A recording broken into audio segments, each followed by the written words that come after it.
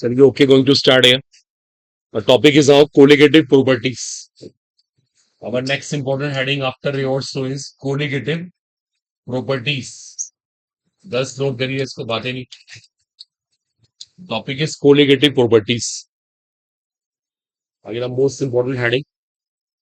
देखो, यहां से कंपल्सरी क्वेश्चन आता है कॉम्पिटिशन के अंदर, चाहे वो जेई मेंस है चाहे वो नीट है, compulsory topic. Topic is termed as colligative properties. इसको हिंदी में कहते हैं अनुसंख्य गुणधर्म. इसका हिंदी नेम होता है अनुसंख्य गुणधर्म. ओके, ये इसका हिंदी नेम होता है. चलिए, देखिए, ध्यान दीजिएगा. कोलिगेटिव प्रॉपर्टीज का मतलब क्या होता है. देखिए, आप कोलिगेटिव प्रॉपर्टी के लिए एक वर्ड सीख लीजिए, डेमोक्रेटिक. इसको ना डेमोक्रेसी से कंपेयर कर. कहते हैं ना हमारी कंट्री में डेमोक्रेसी है. देखो, डेमोक्रेसी की खास बात क्या होती है. डेमोक्रेसी में हर चीज नंबर के ऊपर डिपेंड करती है. नंबर, ये ध्यान देना एक सेकंड. जैसे मान लीजिए इलेक्शन हुआ, तो इलेक्शन में हार जीता क्या क्राइटेरिया होता है. Number of votes. ये वोट्स गिन लो, जिसके नंबर ऑफ वोट्स ज्यादा है वो जीत गया. चाहे वो कैसे भी आए, चाहे वो कैसे भी आए, चाहे उसे कोई भी वोट करे, अनपढ़ आदमी करे, पढ़ा लिखा करे, ये डजंट मैटर. लेकिन हर चीज किसके ऊपर डिपेंड कर रही है. नंबर. ये फैक्ट है. हमारी कंट्री में रूल है, अगर हमारी कंट्री में ज्यादा लोग मिलके एक बात कहेंगे ना, ज्यादा लोग मिलके, चाहे गलत ही कह रहे हो, गवर्नमेंट को बात माननी पड़ेगी. ये डेमोक्रेसी की खास बात होती है. डेमोक्रेसी में हर चीज नंबर के ऊपर डिपेंड करती है. नंबर, संख्या इसे कहते हैं. संख्या बल कहते हैं ना. Number matters. एग्जैक्टली इस टॉपिक में होता है. अब देखो, मैं चीजें हटा रहा हूँ. Sorry sorry sorry. देखो, इस टॉपिक के अंदर भी यही होता है. इसमें हर चीज नंबर के ऊपर डिपेंड करती है. देखो, वो नंबर किस चीज का होता है ना, ध्यान देना. ये तो मैं हटा ही देता हूँ. देखो, नंबर गेम कैसे होता है, इसको हम ऐसे डिफाइन करेंगे, नोट नहीं करना आगे. प्रॉपर्टीज ऑफ सॉल्यूशंस, ये सॉल्यूशन का टॉपिक है ना. विच depend upon, properties of solution which depend upon relative number of particles of solute. Relative number of particles of solute. देखो, साफ दिख रहा है. मैंने भी क्या कहा था कि प्रॉपर्टी किस पे डिपेंड करेगी. नंबर पे. देखो, कर रहा है. Number of particles of solute. जो प्रॉपर्टी है ना, वो विनय के अणुओं की संख्या के ऊपर निर्भर कर रही है. देखो, डेफिनेशन पढ़ के देखो आप, अभी किसी को लिखना नहीं है. Properties of solution is depend upon relative number of particle solute. Relative बड़ा बताऊंगा अभी. And independent of their nature. देखो, नेचर पे डिपेंड नहीं करती. प्रकृति पे डिपेंड नहीं करती. नेचर का रोल नहीं है. रोल किसका है. रोल है नंबर का. Number game.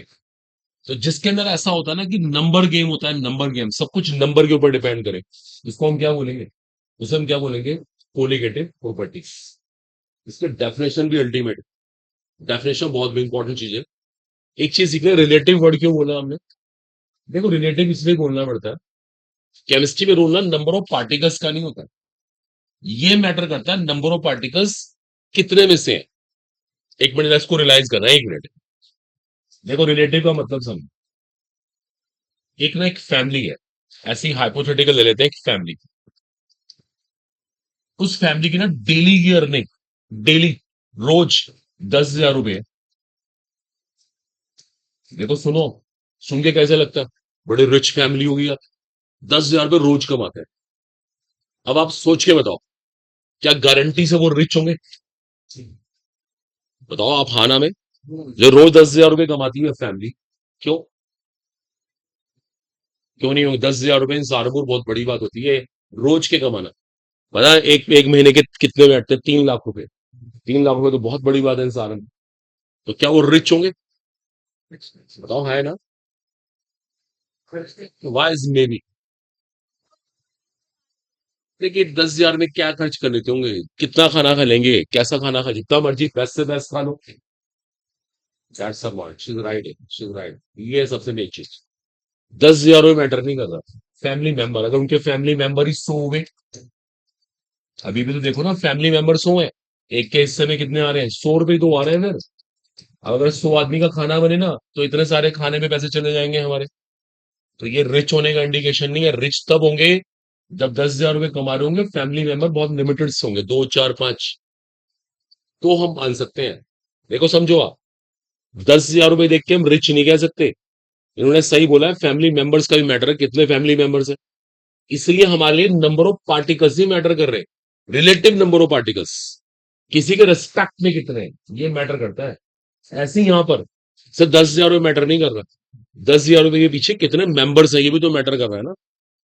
इसको भी रियलाइज करवा देंगे। जैसे 1 मिनट, आपने मोलारिटी सीखी थी लास्ट क्लास में, मोलारिटी।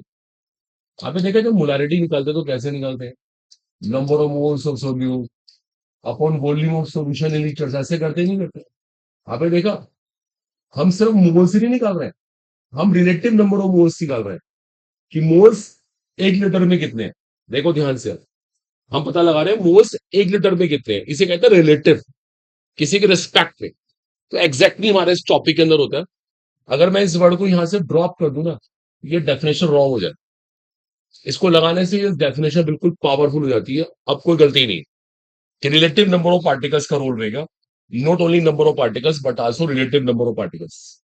एक बार ना आप इसकी डेफिनेशन लिखो आराम से, अच्छे से इसकी डेफिनेशन लिखो, फिर इसको भी और रियलाइज करवाते हैं।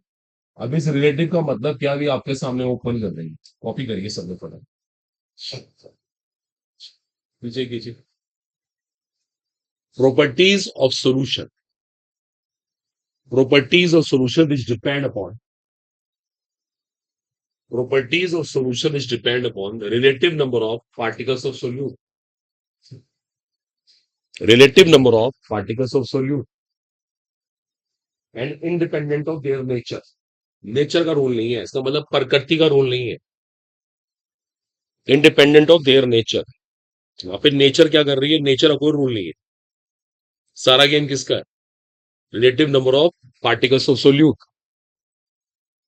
जो हमारे सोल्यूट के पार्टिकल्स हैं, रिलेटिव नंबर ऑफ पार्टिकल्स कितने हैं, इस बात का रोल है। इसको हम केमिस्ट्री बोलते हैं कोलिगेटिव प्रॉपर्टीज, अणु संख्या गुणधर्म। एक सुपर टॉपिक है जिसका क्वेश्चन कंपल्सरी कॉम्पिटिशन में आता है। हमने जैसे हेनरीजो फिनिश किया, रेओर्सो फिनिश किया, मे बी इनकी प्रॉब्लम ना आए, लेकिन इस टॉपिक से प्रॉब्लम ना आए ये इम्पॉसिबल। चलो ये तो एक सिंपल सी डेफिनेशन हुई, ठीक है। और अब कर रहा हूं, देखो मैं, अब ये प्रॉपर्टीज कौन कौन सी होती है, अभी के नाम लिख लिया। दीज आर, चलो एक साथ लिख लेंगे, आप पहले समझ लीजिए। Relative lowering of vapour pressure, इसको हिंदी में कहते हैं वाष्प दाब का अपेक्षिक अवनमन। अभी मैं लिखवा दूंगा प्रॉपर में, relax. Elevation of boiling point, क्वथनांक का उन्नयन। एक होता है डिप्रेशन ऑफ फ्रीजिंग पॉइंट, इसको बोलते हैं हिमांक का अवनमन। और एक होता है ऑस्मोटिक प्रेशर। देखो ये भी आपके लिए बहुत इंपॉर्टेंट है कि एमसीक्यू बनता है। वो यही पूछेंगे इन चारों में से कोलिगेटिव प्रॉपर्टीज कौन सी है, चारों आपको याद होनी चाहिए। Relative lowering of vapour pressure, elevation of boiling point, depression of freezing point and osmotic pressure. अब इन चारों के बारे में वन बाय वन स्टडी करेंगे। ये कैसे कोलिगेटिव प्रॉपर्टीज हैं, चारों के अपने फॉर्मूलाज हैं, चारों का अपना यूज है ना, सब देखना होगा। नोट कर लें किसी के नाम। Relative lowering of vapour pressure, Hindi में कहते हैं वाष्प दाब का अपेक्षिक अवनमन, वाष्प दाब का अपेक्षिक अवनमन। Relative lowering of vapour pressure, short में कहते हैं आरएलवीपी, हम ऐसे कह देंगे टाइम सेव करने के लिए। इसे कहते हैं एलिवेशन ऑफ बॉइलिंग पॉइंट, इसका नाम है depression of freezing point.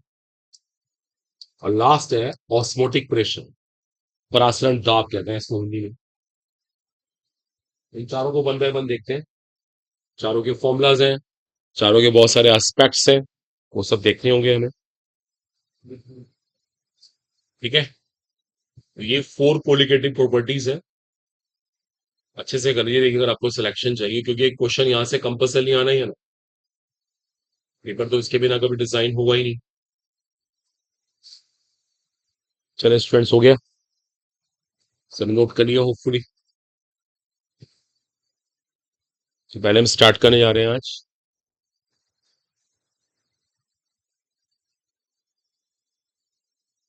Okay, heading कितना हो गया? करिए सब लोगों ने पीछे 10 बॉयज, थोड़ा फास्ट है ना। First is here, relative lowering of vapour pressure.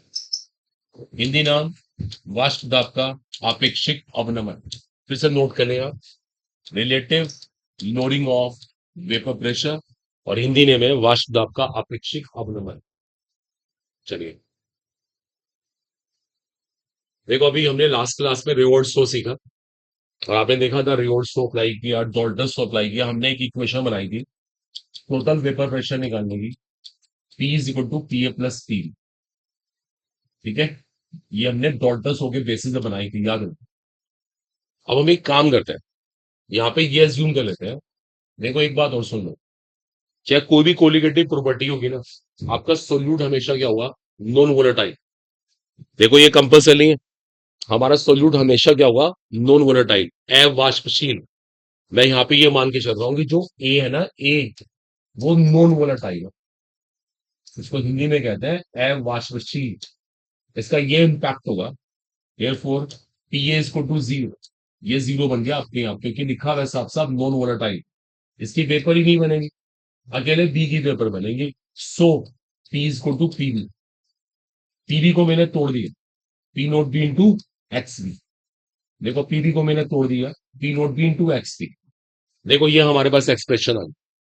अब एक्सपी को भी ब्रेक कर देते हैं, एक्सपी को लिख रहे हैं, आपको पता होगा 1 - एक्स से, इसको 1 - एक्स से लिख सकते हैं। देखो आपको पता होगा एक्स ए प्लस एक्स बी का सम कितना होता है? 1। एक्स ए प्लस एक्स बी का सम होता है 1। तो हमने एक्स बी को लिख दिया 1 - एक्स से। अब थोड़ा सा इसको ओपन कर देते हैं, P is to P note B minus P note B into X से। इसको फिर ओपन कर देते हैं, डजंट मैटर, इसको इधर ले आते हैं, उसको इधर ले गए, तो नो डाउट यार ये मैसिव वर्डिंग ऐसे बन जाएगा, P note B minus P is to P note B into X. बात एक ही है। देखो अब रस्ट पोटेंशियल पे करना, आपको याद है पी नोट बी क्या था? What is P note B? जब वो प्योर था, शी इज राइट, जब वो अकेला सॉल्वेंट था, ये पहले का प्रेशर था, और ये पी बाद का प्रेशर है। और हमें पक्का पता है कि ये वाला प्रेशर इससे कम आएगा ही आएगा। इस गैप को पता हम क्या बोलते हैं? इस गैप का नाम होता है लोअरिंग ऑफ वेपर प्रेशर। देखो इसका नाम होता है लोअरिंग। लोअरिंग का मतलब कितना प्रेशर घटा, इसका अवनमन कितना हुआ, ये लोअरिंग है, लोअरिंग। ओके, इसको लोअरिंग कहते हैं, लोअरिंग। अब इधर लाके इसको पी नोट बी से डिवाइड कर दो आप। देखो ये लोअरिंग हुई थी, और इसके रिस्पेक्ट में हुई, इसके रिस्पेक्ट में कितनी लोडिंग हुई। तो इसको पता हमने मैथ्स में क्या नाम बोला? इसका नाम क्या रखा? Relative lowering of vapour pressure. देखो ये लोडिंग है, लोडिंग टोटल के रिस्पेक्ट में इतनी लोडिंग, कि क्या बोलेंगे इसको? Relative lowering of vapour pressure. Short में कहेंगे इसको आरएलवीपी। देखो मैथ्स समझ लो, ये लोडिंग है, लोडिंग टोटल के रिस्पेक्ट में इतनी है। इसका मतलब ये क्लियर है, relative lowering of vapour pressure. और देखो आप, सोल्यूट के मोल फ्रैक्शन के डायरेक्टली प्रोपोर्शनल है। अगर सोल्यूट के नंबर ऑफ पार्टिकल्स ज्यादा हो गए, एक बात और है, अगर आप मोल फ्रैक्शन को भी थोड़ा सा ओपन कर दें, तो यहां से साफ दिखता है। देखो साफ दिखता है, साफ इंडिकेशन मिलता है, ये सोल्यूट के रिलेटिव नंबर ऑफ पार्टिकल्स के ऊपर डिपेंड कर रही है। रिलेटिव नंबर ऑफ पार्टिकल, देखो ये सोल्यूट के नंबर ऑफ पार्टिकल्स है पूरे के रिस्पेक्ट में कितने, पूरे के रिस्पेक्ट में कितने, इसीलिए इसका नाम रखा रिलेटिव नंबर ऑफ पार्टिकल्स। देखो ये सोल्यूट के नंबर ऑफ पार्टिकल्स है पूरे के रिस्पेक्ट में, इसीलिए इसका नाम रखा रिलेटिव नंबर ऑफ पार्टिकल्स। और साफ दिख रहा है, साफ दिख रहा है, ये वैल्यू इसके इक्वल है। अगर रिलेटिव नंबर ऑफ पार्टिकल्स ज्यादा होंगे तो ये वैल्यू बड़ी होगी, नंबर ऑफ पार्टिकल्स कम होंगे तो वैल्यू छोटी होगी। Hence it's a colligative property. साफ दिख रहा है, इट्स अ कोलिगेटिव प्रॉपर्टी। देखो क्लियर इंडिकेशन मिल रहा है, इसमें सोचने वाली बात ही नहीं है। और सोल्यूट के रिलेटिव नंबर ऑफ पार्टिकल्स पे डिपेंड कर रही है। देखो अब ये न्यूमेरिकल्स के लिए हमारे पास एक बहुत इंपॉर्टेंट फॉर्मूला आ गया, P naught B minus P upon P naught B is equal to N A upon N A plus N B. देखो यहाँ पे किसका क्या मीनिंग है, एक बार मीनिंग भी देख लो आप। What is P naught B? The vapour pressure of B when B was pure. P is a vapour pressure of solution, और ये वाला प्रेशर इससे कम है ही। N A the number of moles of solute, and N B is a moles of solvent. तो ये हमारे पास एक अल्टीमेट फॉर्मूला आ गया। इसके ऊपर बहुत न्यूमेरिकल्स आते हैं, एनसीईआरटी में इतने सारे क्वेश्चंस हैं, 100% आने के चांसेस। एक बार नोट कीजिए इसको।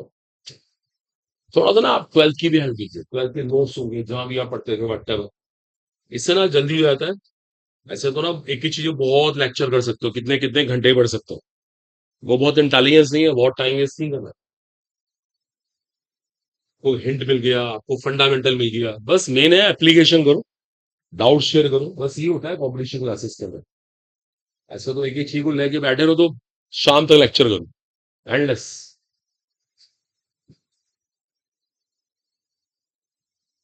और फाइनल फॉर्मूला वो आ गया, न्यूमेरिकल करेंगे हम सारे वहां से करेंगे। आपने भी कोई क्लास ट्वेल्थ में किए भी होंगे। P naught B minus P upon P naught B equal to N A upon N A plus N. साफ दिख रहा है मेरे को ये कोलिगेटिव प्रॉपर्टी कैसे है। How is it a colligative property, clear indication होगा। As it is depending upon the relative number of particles of solute. This depending upon the relative number of particles of solute. Hence, it's a colligative property. There is no doubt at all. It is surely a colligative property. ठीक है students, तो इसमें कोई फर्क but ना हो, no confusion at all.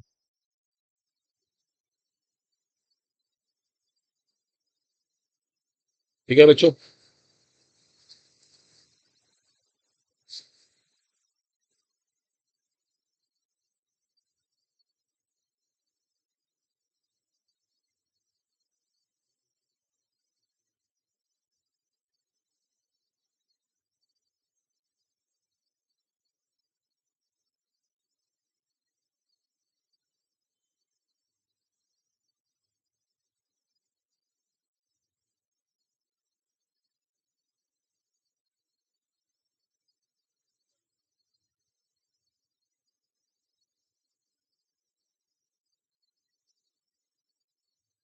It's okay, decided. अब कर रहा हूँ उसको, डन। अब देखिए सुनिए एक बहुत इंपॉर्टेंट एस्पेक्ट। देखो मैंने अभी न्यूमेरिकल्स के लिए एक फॉर्मूला ये बना दी, तो आपको ये फॉर्मूला सबको अच्छे से लर्न कर लेना चाहिए। इसका क्या मीनिंग है बिल्कुल क्लियर होना चाहिए, तभी आप न्यूमेरिकल कर सकते। देखो हम यहाँ तक आ गए। अब देखो इस फॉर्मूले में एक बहुत इंटरेस्टिंग बात है। कभी कभी क्या होता है, ये एन ए ना इस एन बी के रेस्पेक्ट में बहुत छोटा होता है समटाइम्स। तो हम क्या करते हैं, नीचे से एन ए को छोड़ देते हैं। नीचे का एन ए बहुत छोटा है, N A plus N B समझो लगभग एन बी। तो फॉर्मूले को ऐसे मॉडिफाइड कर देते हैं, आपने भी कोई क्लास ट्वेल्थ में किया हुआ है। ठीक है, आप कभी देख रहे हैं एनसीईआरटी के बहुत सारे क्वेश्चन इस वाले फॉर्मूले से होते हैं। अब ये ना बड़ा कंफ्यूजिंग होता है, कहना बड़ा आसान है कि एन ए छोटा है, वो कितना छोटा है, क्या उसका क्राइटेरिया है, क्या जज कैसे करेंगे मैथमेटिक्स इसको छोड़ना नहीं छोड़ना। अब देखो ये चीज कॉम्पिटिशन में डाउटफुल हो जाती है, इसको छोड़े इसको ना छोड़े, आंसर ऐसा हो रहा होगा, कंफ्यूजिंग बहुत। अब मैं आपको उसका सोल्यूशन बताऊंगा कि कैसे उस प्रॉब्लम को हैंडल करना। एक बार आप पहले इतना सा पार्ट कॉपी करो, अब आपको एक ट्रिक शेयर करेंगे। वो ट्रिक आप लगाना तो कंफ्यूजन ही खत्म हो जाएगा, ये छोड़ना या नहीं छोड़ना। वो ट्रिक आपको समझ नहीं है, अगर वो ट्रिक आपको क्विक कर गई तो फिर बहुत आसान हो जाएगा। उसमें फिर कंफ्यूजन नहीं कि इग्नोर करे या ना करे, नीचे से आने को छोड़े या ना छोड़े। देखो इससे बचने के लिए क्या करेंगे, इसका एक सोल्यूशन बता रहा हूँ बहुत अच्छा है। चलिए स्टूडेंट्स यहाँ तक एग्री, ठीक है। अब देखो उसके ट्रिक शेयर करते हैं कि उसको कैसे हैंडल करना हो।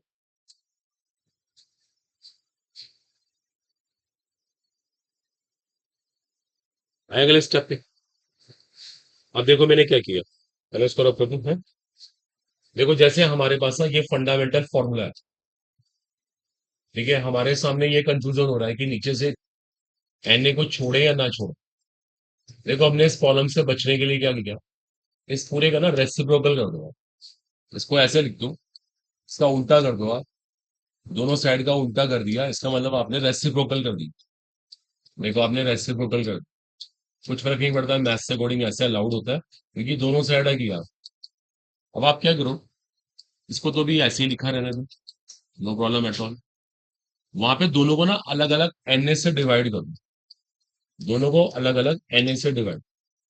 देखो दोनों को अलग अलग डिवाइड कर, ये तो हो गया वन, ये तो वन बन गया, ये N B upon N A हो गया, ये still P naught B upon P naught B minus T होगी। बात वही है। इधर लाके वन को माइनस कर दिया, इधर वन ले आओ, वन को माइनस करोगे आप, एलसीएम लेके करोगे अपने आप। लीजिए, एलसीएम लेके आप यहाँ तक पहुंच जाओ।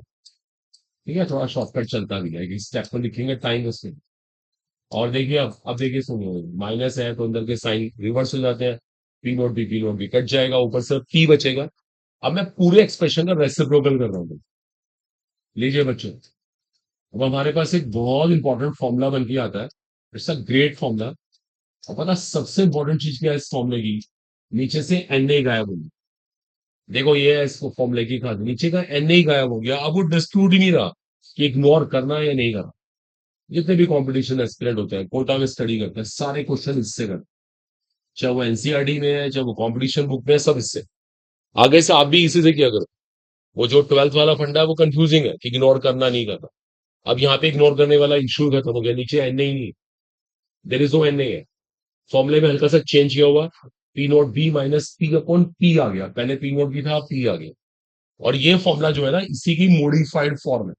इसी को मॉडिफाई करके वहां पहुंचे। हमने गलती कोई नहीं करी है, मिस्टेक कोई नहीं करी। अब आगे से सारे क्वेश्चन इससे करना, आपको ये इंस्ट्रक्शन है। एक आखिरी बात और है, कोई बोलता है इस कोलिगेटिव प्रॉपर्टी का यूज क्या है? जैसे आपने कोलिगेटिव प्रॉपर्टी खत्म करी, कोई इसका यूज है? इसका एक बहुत अच्छा यूज है। पढ़ा कभी क्लास 12 में आपने? Molar mass of a solute can be calculated. आप एक विलेय का अणुभार निकाल सकते हो। देखो मैं निकाल के दिखाता हूँ कैसे। देखो, ध्यान दो प्लीज। आप केमिस्ट्री लैब में वर्क कर रहे हो, वो रिसर्च कर रहे हो, अपने रिसर्च में एक कंपाउंड बना दी। ऐसी इमेजिंग कर रहे हो, एक कंपाउंड बनाया आपने। आपको भी पता नहीं इस कंपाउंड का मोलर मास कितना है, आपका एम है इसका मोलर मास निकालना। ये कंपाउंड नॉन वोलेटाइल, ये शर्त। तो आप क्या करो, अपनी मर्जी से ना इसका एक वेट ले लो। मान लो आपने 1 ग्राम ले लिया, अपनी मर्जी से इसका 1 ग्राम ले लिया, 1 ग्राम, जस्ट 1 ग्राम। आपने जस्ट 1 ग्राम लिया, ठीक है। और इसको ना एक वेट ऑफ सॉल्वेंट में डिसॉल्व कर दो। मान लो आपने 100 ग्राम में डिसॉल्व कर दी। देखो ये वेट भी पता है, ये भी पता है। सॉल्वेंट का मोलर मास कितना है ये भी पता है, क्योंकि सॉल्वेंट तो आपने डिसाइड किया ना, ये मालूम है। अब क्या होगा, इसको इसमें डालने से इसका प्रेशर पहले से घटेगा। देखो अब सुनो ध्यान से, ये आपके पास अवेलेबल, ये आपके पास अवेलेबल, ये आपके पास अवेलेबल, क्योंकि आपने 100 ग्राम लिया था अपॉन मोलर मास। यहां से आप तोड़ सकते हो, that is mass upon molar mass. Mass आपको पता है, तो आप बड़े आराम से क्या निकाल सकते हो, molar mass. That is interesting है। एक अननोन सोल्यूट का मोलर मास निकालना, इसको अणुभार कहते हैं हिंदी में। ये कोलिगेटिव प्रॉपर्टी इसमें काम आती है। कोलिगेटिव प्रॉपर्टी का काम यही होता है, जब भी किसी कंपाउंड का मोलर मास निकालना हो, आपको ये चीज काम आएगी है। इसको भी इंक्लूड करना, बहुत इंपॉर्टेंट लाइन है। ये सब चीजें मैंने हाइपोथेटिकल लिखी, ये सब लेने की कोशिश है। आप बस ये लाइन लिखिएगा, the molar mass of a solute can be calculated. ये लाइन लिख लीजिए।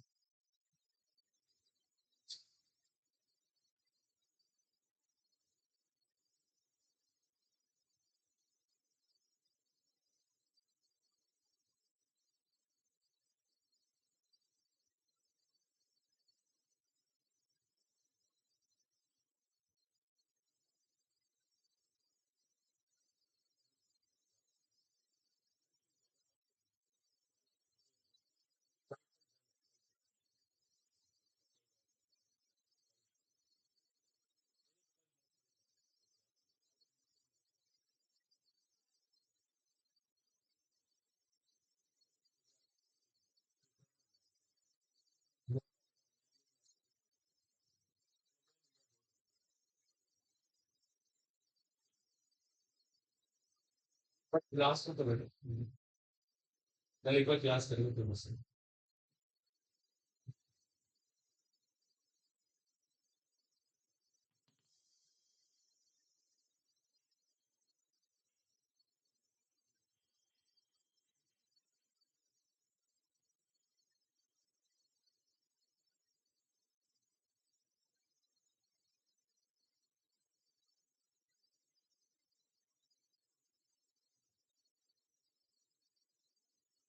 This friends, it should be clear.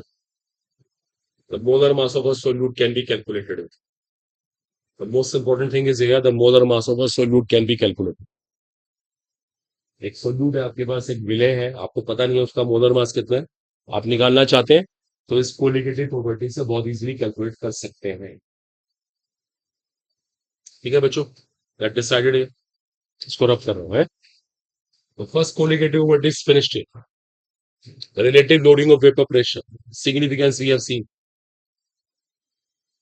Okay boys, girls, पीछे।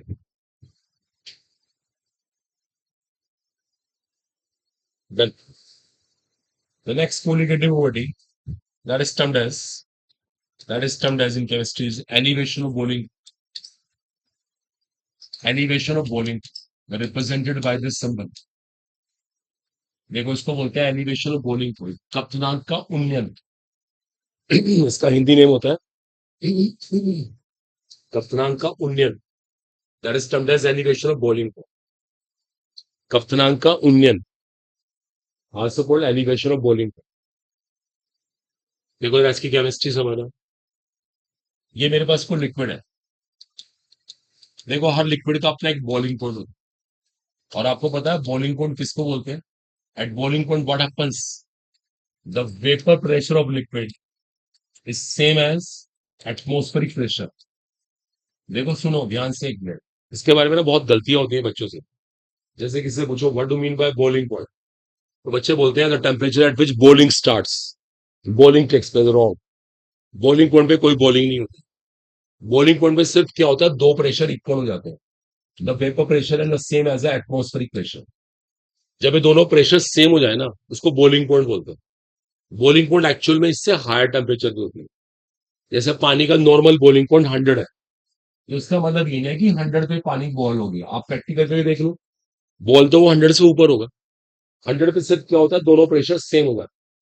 जो वेपर प्रेशर है सेम एज एटमॉस्फेरिक प्रेशर, जो उसका वाष्प दाब है वो वायुमंडलीय दाब के बराबर है, इसे कहते हैं बॉइलिंग पॉइंट। अभी किसी को लिखना नहीं होगा। अब सुनो एक इंपॉर्टेंट चीज, हम क्या कर रहे हैं, हम इसमें एक सोल्यूट मिला रहे हैं। सोल्यूट कैसा है? Non volatile. ये तो मैं आपको शुरू से बता रहा हूं, हर कोलिगेटिव प्रॉपर्टी में ऐड होना है, solute must be non volatile. देखो ये सोल्यूट क्या करेगा, यहाँ का प्रेशर डाउन कर देगा, लोडिंग कर देगा। लोडिंग देखो बच्चों, ये प्रेशर कम हो गया, जैसे ये प्रेशर नीचे गया बॉइलिंग पॉइंट डिस्टर्ब हो गया, क्योंकि अब तो ये प्रेशर इसके बराबर ही नहीं है। अगर मान लो जो काम पहले 100 पे हो रहा था, अब 100 बॉइलिंग पॉइंट नहीं है, क्योंकि ये प्रेशर घट चुका है, ये प्रेशर इसके इक्वल ही नहीं है। अब आपको टेम्परेचर बढ़ाना पड़ेगा, 100 से ऊपर जाना पड़ेगा। जब 100 से ऊपर जाएंगे तो ये प्रेशर इस प्रेशर के बराबर होगा। बोलो आया समझ नहीं आया? इसका मतलब बॉइलिंग पॉइंट पहले से बढ़ा। आ रही है बस समझ? एक मान लेते हैं आज आपको मार्केट में कोई चीज 100 रुपए की मिल रही है, आज एक चीज की कॉस्ट 100 रुपीज है, क्या 2 महीने के बाद वो 100 रुपए की मिलेगी? बिल्कुल भी नहीं, महंगी हो जाती है। इकोनॉमिक्स है ये, जो मार्केट में पूरे वर्ल्ड में ट्रेंड है वो यही है। अगर आज आपको कोई चीज 100 रुपए की मिल रही है तो ले लो, वही 2 महीने के बाद 6 महीने के बाद पता लगा 110 रुपीज की हुई। वो ऐसा होता नहीं होता, मार्केट में है ट्रेंड्स, अनसर्टेन है। मैं ये नहीं कहता हर चीज महंगी होती है, सस्ती भी जाती है, लेकिन जनरली ऐसा होता है, जनरली ऐसा होता है। आप जहां रहते हैं, मान लेते हैं पड़ोस में एक मकान है वो बिक रहा है, उसने आपसे 10 लाख रुपए मांगे, 10 लाख का हमारा घर ले लो। आपने उसको मना कर दिया कि हम नहीं लेते, ये आपको नीड थी लेकिन आपकी ईगो थी और आपने मना कर दिया मैं नहीं लेता। अब 6 मंथ के बाद आप उसके बाद जाओ तो 10 लाख ले लो, मेरे को मकान दे दे, तो दे देगा उधर 6 महीने बाद 10 लाख रुपए का। अब बोलेगा ये 15 का हो, 6 महीने का इंटरवल निकाल दिया ना आपने, 15 मांगेगा आपसे। 100% ऐसे ही यहाँ हुआ है, यही सेम स्टोरी यहां पर हुई है। बॉइलिंग पॉइंट पहले से बढ़ गया, जो बॉइलिंग पॉइंट पहले 100 था, जो 100 पे हो रहा था अब 100 पे नहीं होगा, वो 100 से ऊपर पे होगा। ओके, जैसे आप सोल्यूट मिलाओ, मैं एक लाइन लिख सकता हूं, on addition of, on addition of a non volatile solute, इसको हिंदी में कहते हैं अवाष्पशील विलय, एनवीएस, शॉर्ट में एनवीएस कह रहा हूं। On addition of a non volatile solute the boiling point of solvent increases. Solvent का बॉइलिंग पॉइंट बढ़ता है, कप्तनांक का उन्नयन होता है, उन्नयन बढ़ना of solvent increases. Okay, increases as vapour pressure decreases. क्योंकि वाष्प दाब घटता है ना, तो वाष्प दाब को बढ़ाने के लिए ज्यादा हीटिंग करनी पड़ती है, हेंस बॉइलिंग पॉइंट इंक्रीजेस। क्वथनांक का उन्नयन हो गया, देखो बॉइलिंग पॉइंट पहले से बढ़ रहा है, क्वथनांक का क्लियरली उन्नयन हो रहा है, बढ़ रहा है। इसी का नाम है elevation of boiling point. It is called elevation of boiling. हम इसको एलिवेशन ऑफ बॉइलिंग पॉइंट बोलते हैं। It is called elevation of boiling. इसको हिंदी में कहते हैं क्वथनांक का उन्नयन। बातें नहीं बिल्कुल भी, ठीक है। अब सुनो, देखो एक बड़ी इंटरेस्टिंग है, ये जो एलिवेशन ऑफ बॉइलिंग पॉइंट है, ये कैसे किन फैक्टर पे डिपेंड करता है, अब ये स्टडी करना है। डेफिनेशन तो क्लियर हो गई, ये बॉइलिंग पॉइंट तो बढ़ेगा ही बढ़ेगा। देखो इसके लिए मैं एक ग्राफ बनाता हूँ। आपको भी पता है, लास्ट क्लास में मैंने आपको एक बात बताई थी कि वेपर प्रेशर और टेम्परेचर में ग्राफ इस तरह से बनता है। एक्सपोनेंशियल कर्व की बात हो रही थी। मैं यहाँ पे एक काम करता हूँ, इस पॉइंट पे एक प्रेशर एज्यूम कर लेता हूँ, एटमोस्फेरिक प्रेशर। अब देखो सब मैथ समझ, मैं इन दोनों को बढ़ाता हूँ, ऐसे बढ़ा रहा हूँ, यहाँ आके दोनों ग्राफ कट हो जाते हैं। अभी देखा ये लाइन किसके लिए थी, एटमोस्फेरिक प्रेशर के लिए। ये ग्राफ किसके लिए था, वेपर प्रेशर के लिए। यहाँ दोनों प्रेशर सेम हो गए, देखो यहाँ दोनों प्रेशर सेम हो। जब यहाँ दोनों प्रेशर सेम हुए, तो जो टेम्परेचर यहाँ से आया वो क्या आया, बॉइलिंग पॉइंट। हम इसे कहेंगे बॉइलिंग पॉइंट। देखो बॉइलिंग पॉइंट आ गया, इस टेम्परेचर का नाम रखेंगे बॉइलिंग पॉइंट। इसका नाम है, इसका नाम है दैट इज क्वथनांक। ये बॉइलिंग पॉइंट आ गया। अब मिलाया आपने सोल्यूट, सोल्यूट को मिलाते ही ये ग्राफ ऐसे हो गया। देखो आप, देखो प्रेशर घट गया, जो प्रेशर पहले यहां था वो यहां आ गया, उसी टेम्परेचर का प्रेशर घट गया। अब पता क्या हुआ, जो पहले यहाँ पे बॉइलिंग पॉइंट आ रहा था, देखो अब इसको यहां बढ़ाना पड़ेगा, यहां कट करेगा, अब वो बॉइलिंग पॉइंट यहां आएगा। अब आप खुद सोच के देखो, जो काम पहले यहां हो रहा था अब वो यहां हो रहा है। बॉइलिंग पॉइंट पहले से क्या हो रहा है, क्लियर दिख रहा है, बढ़ रहा है। और जो ये गैप है, इस गैप का नाम क्या है, एलिवेशन ऑफ बॉइलिंग। इस गैप का नाम है, देखो साफ दिख रहा है, एलिवेशन ऑफ बॉइलिंग। क्वथनांक का उन्नयन हो रहा है, साफ दिख रहा है कि बॉइलिंग पॉइंट पहले से बढ़ रहा है, क्वथनांक का उन्नयन हो रहा है, उन्नयन। That is termed as elevation of boiling point. ये अच्छे से आना चाहिए बिल्कुल। इतना पार्ट कॉपी करिए पहले, इतना पार्ट कॉपी कर लीजिए। बातें नहीं, स्टूडेंट्स नोट करिए, देखिए इसको भी आयन कर रहे हैं लोग। इसका नाम है एलिवेशन ऑफ बॉइलिंग पॉइंट, ठीक है। हम इसे केमिस्ट्री बोलते हैं एलिवेशन ऑफ बॉइलिंग पॉइंट, क्वथनांक का उन्नयन, क्वथनांक का पहले से बढ़ जाना, इसको एलिवेशन ऑफ बॉइलिंग पॉइंट कहा जाता है। टर्म्ड एज क्वथनांक का उन्नयन, ठीक है। इसको एलिवेशन ऑफ बॉइलिंग पॉइंट कहते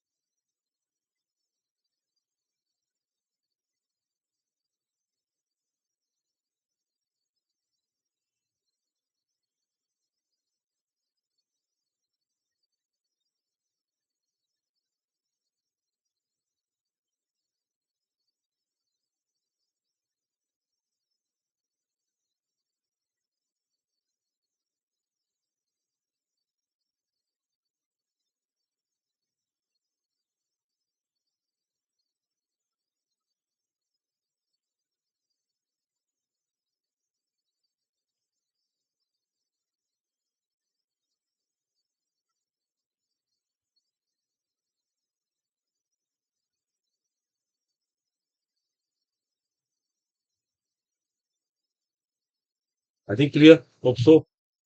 तो कंफ्यूजन नहीं होना चाहिए, अब कर रहा हूं मैं इसको। मेरे को क्लियर दिख रहा है कि बॉइलिंग पॉइंट यहां से बढ़ा है, और देखिए जो ये बॉइलिंग पॉइंट बढ़ा है ना, ये डिपेंड करता है इस वेपर प्रेशर के डिफरेंस के ऊपर। जो ये प्रेशर डाउन हुआ था ना, इसका रोल होता है बॉइलिंग पॉइंट को एलिवेट करने में। अब देखो मैं यहां से कंक्लूजन निकाल रहा हूँ, एक बार सब अच्छे अटेंशन पे करना। ये जो एलिवेशन ऑफ बॉइलिंग पॉइंट है is directly proportional to what, difference of vapour pressure. साफ दिख रहा है। और अभी हमने एक फॉर्मूला सीखा, जो डिफरेंस ऑफ वेपर प्रेशर है। देखो अभी हम एक फॉर्मूला ये पढ़ के आए, देखो स्टूडेंट्स अभी ये फॉर्मूला पढ़ के आए, ये था डिफरेंस ऑफ वेपर प्रेशर। ये तो मैथमेटिकली कांस्टेंट था, इसको हटाओ। जो डिफरेंस ऑफ प्रेशर है मैं उसको इससे रिप्लेस कर सकता हूँ। तो मैं लिख सकता हूँ Na upon Na plus NB. देखो ऐसे भी लिख सकता हूँ, बात एक ही है। अब देखो यहाँ पे ना एक बड़ी इंपॉर्टेंट लाइन है, सब बच्चे यहाँ पर देखें, बाद में भी कॉपी करना। देखो जितनी भी आप केमिस्ट्री पढ़ रहे हो ना, इन सबके पीछे पता है कौन वर्क कर रहा है, रियोट्स। और आपने लास्ट क्लास में सीखा था रियोट्स सोप किसके लिए एप्लीकेबल है, आइडियल सोल्यूशन। और सच्चाई बता गया है, प्रैक्टिकल लाइफ में एक भी सोल्यूशन आइडियल नहीं होता। प्रैक्टिकल लाइफ में कोई भी सोल्यूशन आइडियल नहीं होता। आइडियल सोल्यूशन तो बस थ्योरी में, किताबों के अंदर है, प्रैक्टिकल लाइफ में नहीं है।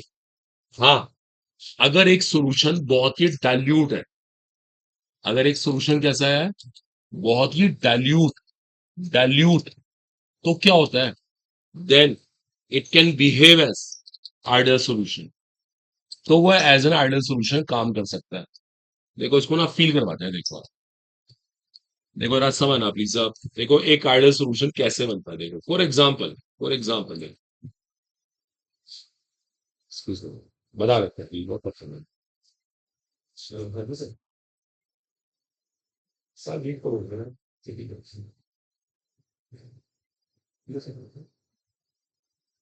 ले सर रीड पढ़ रहा है। देखिए सुनिए, रिलैक्स, मैंने ना समझ लीजिए।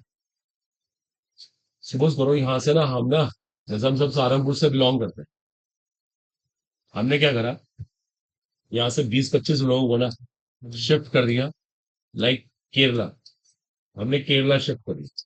अब जरा ध्यान देना प्लीज, हम सबको केरला शिफ्ट कर दिया। केरला साउथ इंडिया को पता ही है। आप बताओ क्या हम 25 लोग मिलके कुछ केरला वालों का बिगाड़ सकते हैं? बिल्कुल भी नहीं। लाखों लोगों की केरला में, वहां पर तो लाखों करोड़ लोग हैं, हम 25 लोग क्या कर लेंगे? हम बिल्कुल रिलैक्स होकर अपना काम करेंगे, ऑनेस्टली काम करना पड़ेगा। हम इन्हें कुछ कह नहीं सकते, क्या देखो बात नहीं करनी, हम उन्हें कुछ कह नहीं सकते, वो भी हमें कुछ नहीं कहेंगे। पता क्यों नहीं कुछ कहेंगे? बोलेंगे यार ये 25 लोग ही तो है, इन्हें क्या कहना, जो अपना काम करते रहो बस। वो हमें एज अ लेबर डील करेंगे, हम लेबर की तरह काम करते रहेंगे। ना हम उनका कुछ बिगाड़ सकते, ना वो हमें कुछ कहेंगे। हम इनसे इंडिपेंडेंट, ये हमारे से इंडिपेंडेंट। तो सोल्यूशन कैसा बन गया, आइडियल। इसको तो आइडियल कहते हैं। आइडियल में चीजें ना इंडिपेंडेंट रहती हैं, आइडियल में आपस में कोई मतलब नहीं होता। वो इससे कुछ नहीं, देखो हम क्यों नहीं कह सकते, हम 25 लोग सिर्फ है ना, हम कहेंगे तो हम ही फंसेंगे। हम 25 लोग कुछ नहीं बिगाड़ पाएंगे उनका, और वो हमें भी कुछ नहीं कहेंगे। पता क्यों बोलेंगे, हम लाखों लोग हैं, क्या इन 25 लड़ते हुए अच्छे लग रहे हैं, वो हमें कुछ नहीं कहेंगे। तो कहने का मतलब है, कहने का मतलब है एक दूसरे से इंडिपेंडेंट हो गए। इसको बोलेंगे दूसरे से इंडिपेंडेंट। ये इससे इंडिपेंडेंट, ये इससे इंडिपेंडेंट, ये होती है आइडियल सोल्यूशन की पहचान। इसे मैंने क्या बोला, देखो सुन लो। If a solution is very very dilute, अगर एक सोल्यूशन बहुत डाइल्यूट है, बहुत तनु है, then it can behave as an ideal solution. आपने एक चीज महसूस करी, एक मिनट, मान लो हम कुछ ये चलो एग्जांपल हमने इंडिया का ले लिया, यहां से कुछ लोगों को, इंडियंस को हम किसी अफ्रीकन कंट्री में शिफ्ट कर रहे, यूरोपियन कंट्री, मान लो आपको जर्मनी भेज दे, तो आप जर्मनी में चले गए, तो जर्मनी में जाके क्या आप लड़ाई करेंगे वहां पर? बिल्कुल भी नहीं। आपको रूल्स फॉलो करने पड़ेंगे, जो वहां के रूल्स हैं आप मानोगे, क्योंकि ज्यादा बोलोगे वो पकड़ के जेल में डाल देंगे। तो हम कुछ कहेंगे नहीं उनको, वो हमें कुछ नहीं कहेंगे, कहेंगे आराम से काम करो बस, हम कुछ नहीं कह रहे। चीजें ना इंडिपेंडेंट हो जाती है। ये जहां पे इंडिपेंडेंट होती है वही तो आइडियल सोल्यूशन होता है। इसलिए मैंने लाइन बोल दी साफ साफ, if a solution is very very dilute, then it can behave as an ideal solution. बोलो आगे सोच, प्रैक्टिकल बात है, सोच के देख। आपने कभी देखा, देखो जैसे हम सब यूपी से बिलोंग करते हैं, हम ट्रैफिक को लेकर बिल्कुल भी एक्टिव नहीं है। आपको पता है यूपी के अंदर ट्रैफिक का हाल बहुत खराब है। लेकिन जैसे ही हम यहाँ से पंजाब में पहुंच जाए, हरियाणा पहुंच जाए, हम सब क्या होते हैं, एकदम से एक्टिव हो जाते हैं। यार जैसे कार बेल्ट लगा लो, चलान हो जाएगा, ये हो जाएगा। क्यों? यहाँ तो हम बिल्कुल मजे में है, क्योंकि यहाँ सब जानने वाले हैं। लेकिन जैसे ही हरियाणा पंजाब पता वहां हमारी कुछ सुनेगा तो है नहीं, उल्टा हमारे से पैसे भी ले लेंगे। तो कहने का मतलब है हम एकदम से ना रूल को फॉलो करते हैं, बिकॉज वहां पे हमारा नंबर बहुत कम है, वहां हमारी जान पहचान नहीं है। लेकिन सहारनपुर क्या होगा, अगर कोई प्रॉब्लम आएगी तो हम कॉल करके छूट जाएंगे। तो ये होता है, अगर चीज बहुत डाइल्यूट होना तो it can behave as an ideal solution. अब इसे बहुत डिबेट करने का फायदा नहीं। अब हम क्या कर रहे हैं, देखो, यहां से एन ए गायब कर रहे हैं, as N A is much less than N B. ये कंफर्म है, हम आइडियल सोल्यूशन के लिए काम कर रहे हैं, हमें इग्नोर करना है। हमने इग्नोर करके ऐसे लिख दिया, देखो इसको ऐसे लिख दिया, एनबी को हमने ब्रेक कर लिया, एनबी को हमने ब्रेक कर लिया। अब देखो सुनो, एक बहुत इंटरेस्टिंग एस्पेक्ट, अगर आप ध्यान से देखें, चलो ये तो कांस्टेंट है, एक सॉल्वेंट के लिए कांस्टेंट है। मैं यहाँ पे डिवाइड 1000 से कर दूं और ऊपर मल्टीप्लाई 1000 से कर दूं, तो आप समझ सकते हैं ये क्या बन रही है, पता है आपको? ये बन गई मोलालिटी। ये मोलालिटी बन जाती है। तो हम क्या करते हैं, इन सबको ड्रॉप करके यहां पे लिख देते हैं कि delta T depending upon the molality. ऐसे लिख सकते हैं। इससे साफ इंडिकेशन मिलता है कि elevation of boiling point is depending upon the relative number of particles of solute, hence it's a colligative property. देखो साफ इंडिकेशन मिलता है, एलिवेशन ऑफ बॉइलिंग पॉइंट है ना, वो सोल्यूट के, देखो चलो आप यहीं से पता लगा लो, लीव यहां से दिख रहा था, ये सोल्यूट के मोल्स है, ये सॉल्वेंट का मास है, क्लियर दिख रहा है। It is depending upon the relative number of particles of solute, hence it's a colligative property. It's a clear indication, it's a colligative property. और एक बात और है, जितने भी ये कांस्टेंट है, ये सारे कहां चले गए? उसके लिए मैं एक नया कांस्टेंट लगा रहा हूं, उसको हम कांस्टेंट को रिप्रेजेंट केबी से करते हैं, और इस कांस्टेंट में ये सब चीजें आके मिक्स हो जाती है। इसका नाम होता है मोलल एलिवेशन कांस्टेंट। इसका नाम होता है मोलल एलिवेशन कांस्टेंट।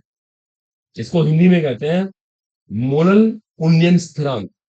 अब इसके बारे में बताऊंगा। और देखो, ये न्यूमेरिकल्स के लिए फॉर्मूला आ गया, ये हमारा सेकंड कोलिगेटिव प्रॉपर्टी के कोरिस्पॉन्डिंग एक फॉर्मूला आ गया। It's the elevation of boiling point, that's a molality, that's a molar elevation constant. अब इस कांस्टेंट की बात हम करते हैं, नोट कर लो प्लीज। देखिए आप ना एप्लीकेशन में ज्यादा फोकस करिए, बहुत चीजें डिपेंड करती है हमारी क्यूरियोसिटी के ऊपर। जब हम चीजों को अप्लाई करते हैं तब पता लगता है कि हमें कितना आया और कितना हमने सीखा भी। नो डाउट यार, काफी लोगों को प्रॉब्लम्स वगैरह आएंगी, तो वो सब चीजें क्वेश्चन करने से खत्म होती हैं। इसलिए आप भी जब पढ़ाई करते हैं ना, प्रॉब्लम्स करने बहुत ध्यान दिया करें। ठीक है, आपने सीख लिया, अलग बात है। अगर आप प्रॉब्लम्स नहीं करेंगे ना, तो इंप्रूवमेंट ही नहीं हो सकता आपके अंदर।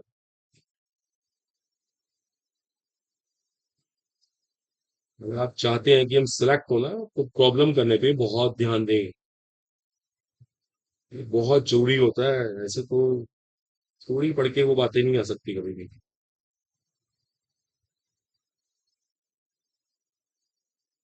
मेहनत करें सब लोग, देखिए मेहनत की जरूरत है।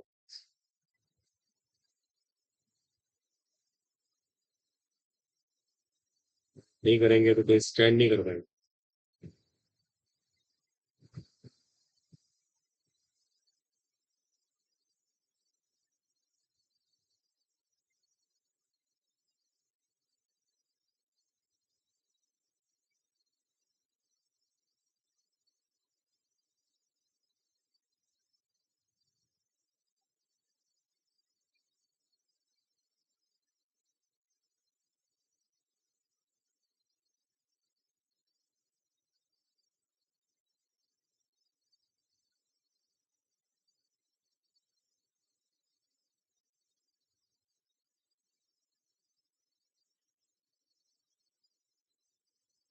ओके, तो उसमें कंफ्यूजन ना हो बिल्कुल भी।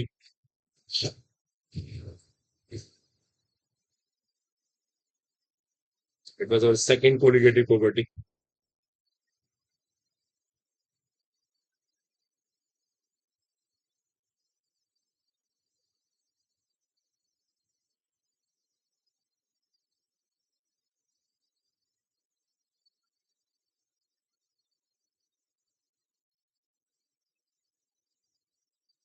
इस केबी को बोलते हैं मोलल एलिवेशन कांस्टेंट, मोलल उन्नयन स्थिरांक। चलिए इसको ड्रॉप करें।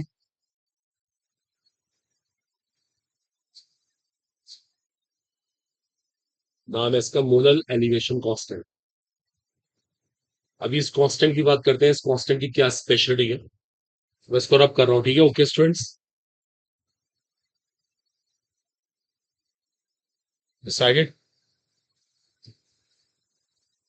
ओके, देखिए ये फाइनल हमारे पास फॉर्मूला आता है, इसके ऊपर बहुत न्यूमेरिकल्स मिलते हैं हमें, काफी क्वेश्चंस करने हैं, यहाँ मोडालिटी है, इट शुड बी क्लियर। ये क्या चीज है? केबी, इसको डिफाइन करते हैं। देखो इसके डेफिनेशन के लिए एक काम करते हैं, इस मोडालिटी को 1 लेंगे। अगर इसको 1 लिया दोनों वैल्यू सेम हो जाए, इसका मतलब जो केबी है ना, केबी क्या चीज है?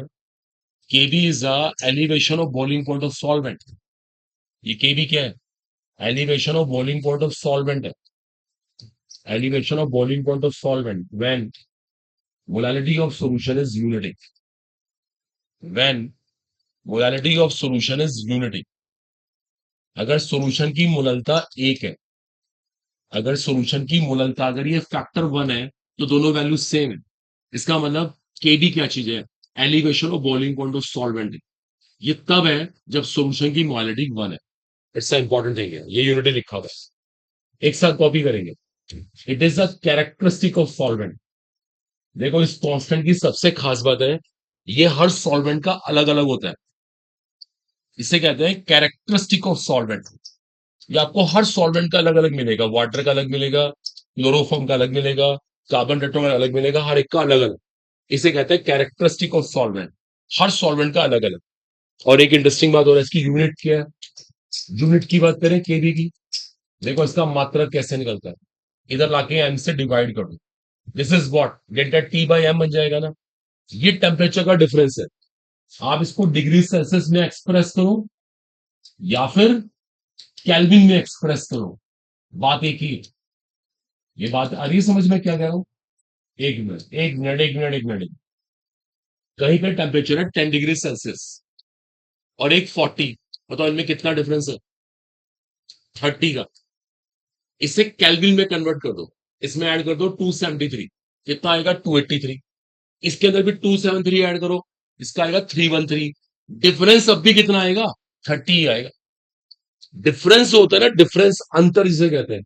आपकी मर्जी है, आप इसको डिग्री सेल्सियस में लें या केल्विन में लें, आपकी मर्जी है। डिफरेंस पे कुछ फर्क नहीं पड़ता, इसलिए मैंने 2 यूनिट लिखी है, डिग्री सेल्सियस केजी पर मोल और केल्विन केजी पर मोल। देखो दो इसके पॉसिबल मात्रक है, नोट करो पीछे। थोड़ा सा ना आप जाके अपनी बुक्स उठाओ, नोटबुक उठाओ, रियली 12th क्लास में किया हमने, 12th पास आउट है, वहां से शुरू कीजिए आप, ज्यादा डिपेंड नहीं होना ये कोई चीज यहाँ पे कॉपी। तो देखो अगर नहीं कर पाए तो आपको करने की जरूरत है, वो बेसिक चीजें करो आप।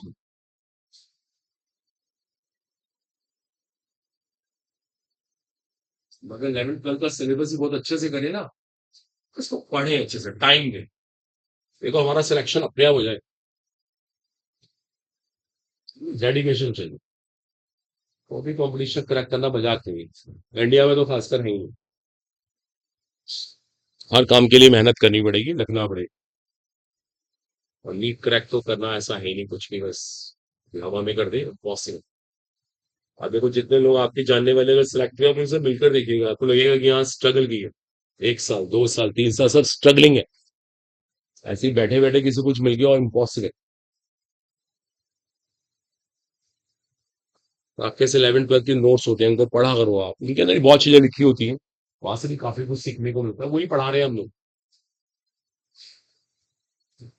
ये केबी की सबसे खास बात है, ये हर सॉल्वेंट का अलग अलग होता है, हर सॉल्वेंट का अलग अलग। यूनिट मैंने आपके सामने शेयर कर दी थी, यूनिट मैंने आपके सामने शेयर कर दी थी। डिग्री सेल्सियस केजी पर मोल नोट कर लो, या केल्विन केजी पर मोल, यूनिट थी इसकी।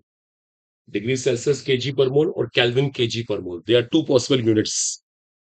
ठीक है, तो ऊपर लिख देना सर, जो पढ़ाएंगे ना वो, वही ताकि सॉल्यूशन मुझे चल रहा याद कर, याद रहे दोबारा।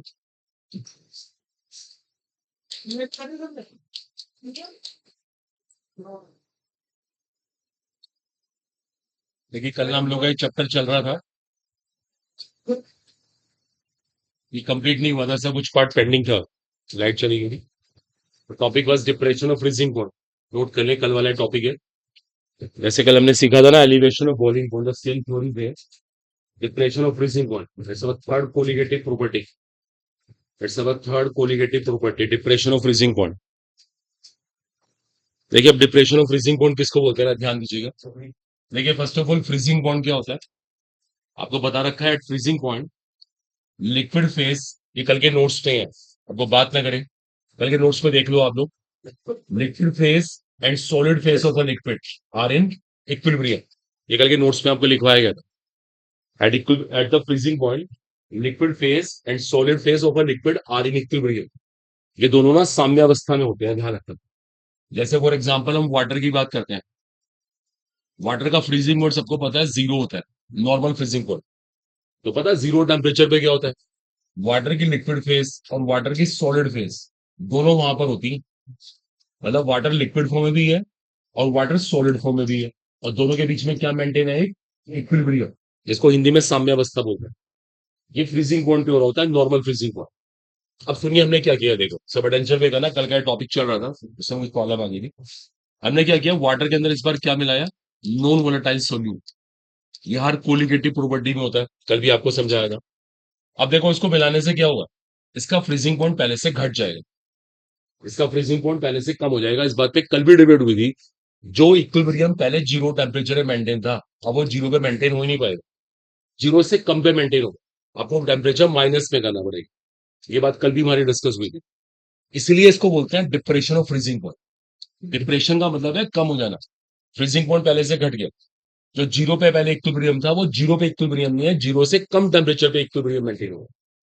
देखो इस बात को ना कल मैं लिखवा चुका हूं, एक ग्राफ से देखो जस्टिफाइड करता है। अभी ग्राफ बनाते हैं, वेपर प्रेशर वर्सेस टेम्परेचर। एक कर्व ड्रॉ कर रहे हैं, the vapour pressure versus temperature. देखो दोनों फेज है ना, दोनों फेज, तो इस बार ग्राफ ना ऐसे बनेंगे, लाइक दिस। अगर आप कल की थ्योरी देखें, कल हमने ग्राफ ऐसे बनाए थे। कल ना एक्चुअली एक ही फेज थी, आज यहाँ दो फेज है, एक लिक्विड फेज एक सॉलिड फेज। एक ही लिक्विड की दो फेज है। एक बात इंपॉर्टेंट है, जो ऊपर वाली फेज है वो लिक्विड फेज है, और जो नीचे वाली फेज है वो सॉलिड फेज है। और देखो आपके लिए एक इंपॉर्टेंट चीज और है, दोनों में ये पॉइंट कॉमन है। पता है इस पॉइंट पे दोनों के वेपर प्रेशर सेम हो गए, इसका मतलब ये क्या है, लिक्विड का फ्रीजिंग पॉइंट। देखो ये हमारे लिक्विड का फ्रीजिंग पॉइंट है, ठीक है। ये सिचुएशन है सोल्यूट को डालने से पहले। जैसे ही हमने सोल्यूट मिक्स किया, ये वाला ग्राफ देखो ऐसे शिफ्ट हो जाएगा। देखो ये वाला, देखो ये प्रेशर घट गया, कल भी से बहुत डिबेट हुई थी। देखो प्रेशर आपके सर में डाउन हो गया, लोडिंग तो होती ही होती है, ये सोल्यूट तो हमेशा लोडिंग करता करता है प्रेशर में, कॉमन सी बात है। अब देखो ध्यान देना, जो इक्विलिब्रियम पहले यहां मेंटेन था, जिसके कोरस्पॉन्डिंग ये टेम्परेचर था, अब इक्विलिब्रियम यहां मेंटेन है। आप देखो टेम्परेचर यहां पहुंच गया। अगर आप ध्यान से देखें, जो टेम्परेचर पहले ये था वो ये हो गया, साफ दिख रहा है। आपको कम टेम्परेचर पे इक्विलिब्रियम मेंटेन करना पड़ेगा। याद है कल की वो थ्योरी की घर में आइसक्रीम बनाना बहुत मुश्किल होता है, इस पे का डिस्कशन हो रहा था। या आप घर में, अगर जैसे घर में फ्रिज होते हैं, आपको आपको कभी आइस बनानी है तो बहुत आसान काम, पानी रखा सीधा बर्फ बन जाए। लेकिन अगर आप घर में कभी आइसक्रीम बनाए ना, तो घर की आइसक्रीम में सबसे मेन प्रॉब्लम पता है क्या आती है, उसको जमाना बहुत मुश्किल होता है, उसको फ्रीज करना बहुत टफ होता है, उसके अंदर यही प्रॉब्लम आती है। जो इक्विलिब्रियम पानी का नॉर्मल जीरो टेम्परेचर में मेंटेन हो रहा था, अब जीरो मेंटेन नहीं होगा, जीरो से कम पे मेंटेन होगा। जैसे एक छोटी सी बात है, अब माइंड मत करना, आपने एक चीज महसूस करी, बहुत सारे बच्चे ना कंपटीशन में कंफर्टेबल नहीं हो पाते। आप में से बहुत सारे स्टूडेंट हैं, उन्होंने बुक ही नहीं खरीदी, रोज कहना पड़ता है। पता क्यों नहीं खरीदते, वो कंफर्ट ही नहीं हो रहे। आप पता वो कंफर्ट क्यों नहीं हो रहे, क्योंकि 11th 12th में हमने बहुत मेहनत नहीं करी। जितनी 11th 12th में मेहनत कर रही थी, हमने कुछ किया ही नहीं, हमारा इक्विलिब्रियम मेंटेन ही नहीं हो पा रहा। अगर आप चाहते हो ना आपका सिलेक्शन हो, तो आपको बहुत ज्यादा मेहनत करनी पड़ेगी, क्योंकि आपको 11th 12th को भी स्ट्रॉन्ग करना पड़ेगी। जैसा फैक्ट है, एक बच्चे की पहले 11th 12th बहुत अच्छी है, उसने तब बहुत अच्छे से हार्डवर्क किया था, उसके लिए कंपटीशन बढ़ना बहुत आसान है, वो आराम से क्रैक कर देगा। जिसने 11th 12th में कुछ नहीं करा, आज तक एनसीईआरटी को हाथ भी नहीं लगाया, आप बताओ वो कैसे इक्विलिब्रियम मेंटेन करेगा। यही सेम स्टोरी यहां पर है। जो इक्विलिब्रियम पहले जीरो में मेंटेन था, वो जीरो से कम टेम्परेचर में मेंटेन होगा, 100% फ्रीजिंग पॉइंट पहले से घटेगा। और इस गैप का नाम क्या है, देखो ये जो गैप है, ये जो हमारे कर्व में गैप दिखाई दे रहा है, देखो दिस वन देखो, जो गैप है ये, दिस गैप, इसे कहते हैं डिप्रेशन ऑफ फ्रीजिंग पॉइंट, हिमांक का अवनमन। ये डेल्टा टी है। फ्रीजिंग पॉइंट पहले यहां था, यहां से यहां पहुंच गया। इस गैप का नाम है depression of freezing point, delta T. इतनी बात हमने कल भी सीखी थी। वही लेक्चर चल रहा है हमारा, कोई खास बात नहीं मिलेगा। अब देखो मैं थोड़ा सा और बातें ऐड कर दूं, इसको तो हटा ही देता हूँ, फिर आराम से कॉपी वॉपी करेंगे हम लोग। अब देखो एक और इंपॉर्टेंट चीज, आपको मालूम है कल भी मैंने सिखाया था, in the elevation of boiling point, जो ये डिप्रेशन ऑफ फ्रीजिंग पॉइंट है, देखो जो ये गैप है, इस गैप का रिलेशनशिप इस गैप से होता है, इस गैप से। ये जो लोडिंग ऑफ प्रेशर है ना, इसका सारा रोल है। जितनी ये लोडिंग ज्यादा होगी, जितना ये नीचे आएगा, नेचुरली इसको उधर शिफ्ट होना पड़ेगा। ऑटोमेटिकली ये दोनों चीजें एक दूसरे के डायरेक्टली प्रोपोर्शनल है। अभी कल हमने सीखा था on the basis of first colligative property, it's directly proportional to Na upon Na plus Nb। कल के नोट से भी आपको करवा रखा है, देखो मैं यहां तक पहुंच गया। और एक बात और है, as solution is very very dilute, कल आपको समझाया था। आप जितनी भी केमिस्ट्री पढ़ रहे हैं ना, इसका सबका लिंक किसके साथ है? रिवॉल्ड्स लॉ। और रिवॉल्ड्स लॉ किसके लिए एप्लीकेबल है? आइडियल सॉल्यूशन के लिए। और प्रैक्टिकल लाइफ में एक भी सॉल्यूशन आइडियल नहीं है। आइडियल सिर्फ बन सकता है जब सॉल्यूशन क्या होता है? बहुत डाइल्यूट होता है। तो नीचे से Na गायब हो जाएगा, नीचे से Na गायब करके हम जहां तक पहुंचेंगे। हमने कल भी ये काम किया था, वही रिपीटिशन चल रहा है। मैटर ऑफ चांस कल मिलता है, चांस था इसको पूरा कर देते। ये तो कल लाइट की वजह से रुक गए थे। अब देखो हम यहां तक आ गए, देखो हम यहां तक आ गए। मैंने कल भी आपसे बोला था, आप इसकी जगह मोलालिटी इस्तेमाल कर सकते हो, मोलालिटी। और जो ये कांस्टेंट है ना, ये एडजस्ट हो जाएगा। तो मैंने ना, आप देखो मैं फाइनल कंक्लूजन निकाल रहा हूं, सेव टाइम। फाइनल कंक्लूजन ये निकल के आ रहा है, the depression in freezing point is directly proportional to molality. इसे साफ इंडिकेशन मिल रहा है, it is depending upon the relative number of particles of solute, hence it's a colligative property. It is proved, it is a 100% colligative property. Like yesterday, we have seen elevation of boiling point is a colligative property. The similarly, it is a colligative property. देखो इतनी chemistry हमने कल भी सीखी थी, वही आज है।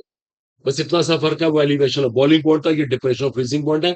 बाकी सभी चीजें बिल्कुल सेम टू सेम। आप कल के नोट्स में पढ़ के देखेंगे ना, कुछ भी खास नहीं करा मैंने। ये सब चीजें मैंने कल भी की थी, अब मैं यहां तक पहुंच गया। अब किसी को नोट करना, प्लीज नोट कर ले। कर्व बड़ा इंपॉर्टेंट है, इसके ऊपर बहुत क्वेश्चन आते हैं। और उसके बाद ये जो रिलेशनशिप फाइनल बन के आ रहा है। ओके, ये जो चीजें नेसेसरी की, हटा देता हूँ, नोट कीजिएगा इनको फटाफट।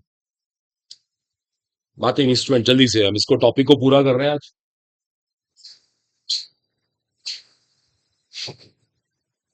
तो 11 12 का देखो अल्टीमेट रोल होता है कॉम्पिटिशन क्रैक करने में। कई लोग कोटा पढ़ने जाते हैं, वो कंफर्टेबल ही नहीं हो पाते, छोड़ना पड़ता है उन्हें कोटा सेवा से। उसका रीजन क्या होता है? 11 12 के बेसिक्स नहीं होते। और हम कंपटीशन क्लास में एक्सपेक्ट करें बिल्कुल कोई एबीसीडी से पढ़ाए, तो इम्पॉसिबल होता है। कंपटीशन के टीचर एक्सपेक्ट करते हैं आपके पास पहले से फंडामेंटल है। आप देखो हमारी क्लास का थीम यही तो है। जो हमारी क्लास चल रही है, हमारे पास लिमिटेड टाइम क्यों है? गवर्नमेंट ये एक्सपेक्ट कर रही है आपको पहले से बेसिक्स आते हैं, वरना तो एक एक दिन में तो पता ही दिन कितने लग जाए। इसलिए कहते हैं बहुत मेहनत किया करें, आपको थोड़ा नहीं, बहुत ज्यादा मेहनत करने की, तब आपका सिलेक्शन हो पाएगा। तो सोचो यार थोड़ा बहुत पढ़ लेंगे हो जाएगा, बिल्कुल भी नहीं। क्योंकि हमें तो अभी 11 12 को अपना स्ट्रॉन्ग करना है। एनसीईआरटी देखो आप कहाँ है, बहुत।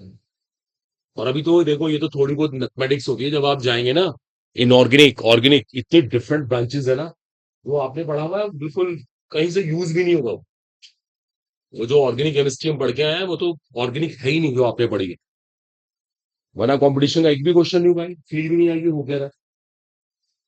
बहुत मेहनत की जरूरत है। आपके साथ ये सिचुएशन है, देखो आपका इक्विलिब्रियम यहाँ जाके मेंटेन होगा, जाके माइनस में। और उसको क्रिएट करना इतना आसान नहीं होता इस टाइम पे। चलिए और जल्दी से लिखिएगा, देखिए इसको पूरा करना है हमें। मैं फाइनली इस कंक्लूजन तक आ गया कि depression of freezing point is a colligative property, is proved here. That's clear, very very clear. ठीक है बच्चों, यहां तक किसी को डाउट नहीं होना चाहिए। तो मैं इसको हटा रहा हूँ, ठीक है, ओके डन। अब देखो मेरा एम क्या रहेगा, इसको हटाना और यहाँ पे एक एक कांस्टेंट को इंट्रोड्यूस करना। देखो मैं उस पॉइंट पे आ रहा हूँ, चलिए पे अटेंशन हो। अभी हमने ये स्टडी किया, ये मोलालिटी के डायरेक्टली प्रोपोर्शनल है। देखो इस साइन को ड्रॉप कर देते हैं और यहाँ पे एक कांस्टेंट लगाते हैं के एफ। देखो हमने के एफ लगा लिया, इस के एफ का नाम है मोलल डिप्रेशन कांस्टेंट। याद है कल का कांस्टेंट कौन था? Molal elevation constant. इसका नाम है मोलल अवनमन स्थिरांक। हिंदी में मोलल अवनमन स्थिरांक। कल था मोलल उन्नयन स्थिरांक। It was elevation, it's a depression. इसको मोलर डिप्रेशन कांस्टेंट बोलते हैं। देखो पहले मैं इसके बारे में एक बात और बोल दूं। It's a characteristic of a solvent. ऐसे स्टेटमेंट मैंने कल भी लिखवाया। इट्स देखिए नोट्स बहुत अच्छे से मेंटेन किया करें, ये चीज बहुत क्लियर होनी चाहिए। किसे कहते हैं कैरेक्टरिस्टिक? क्या होता है कैरेक्टरिस्टिक? जो हर सॉल्वेंट का अलग अलग होता है।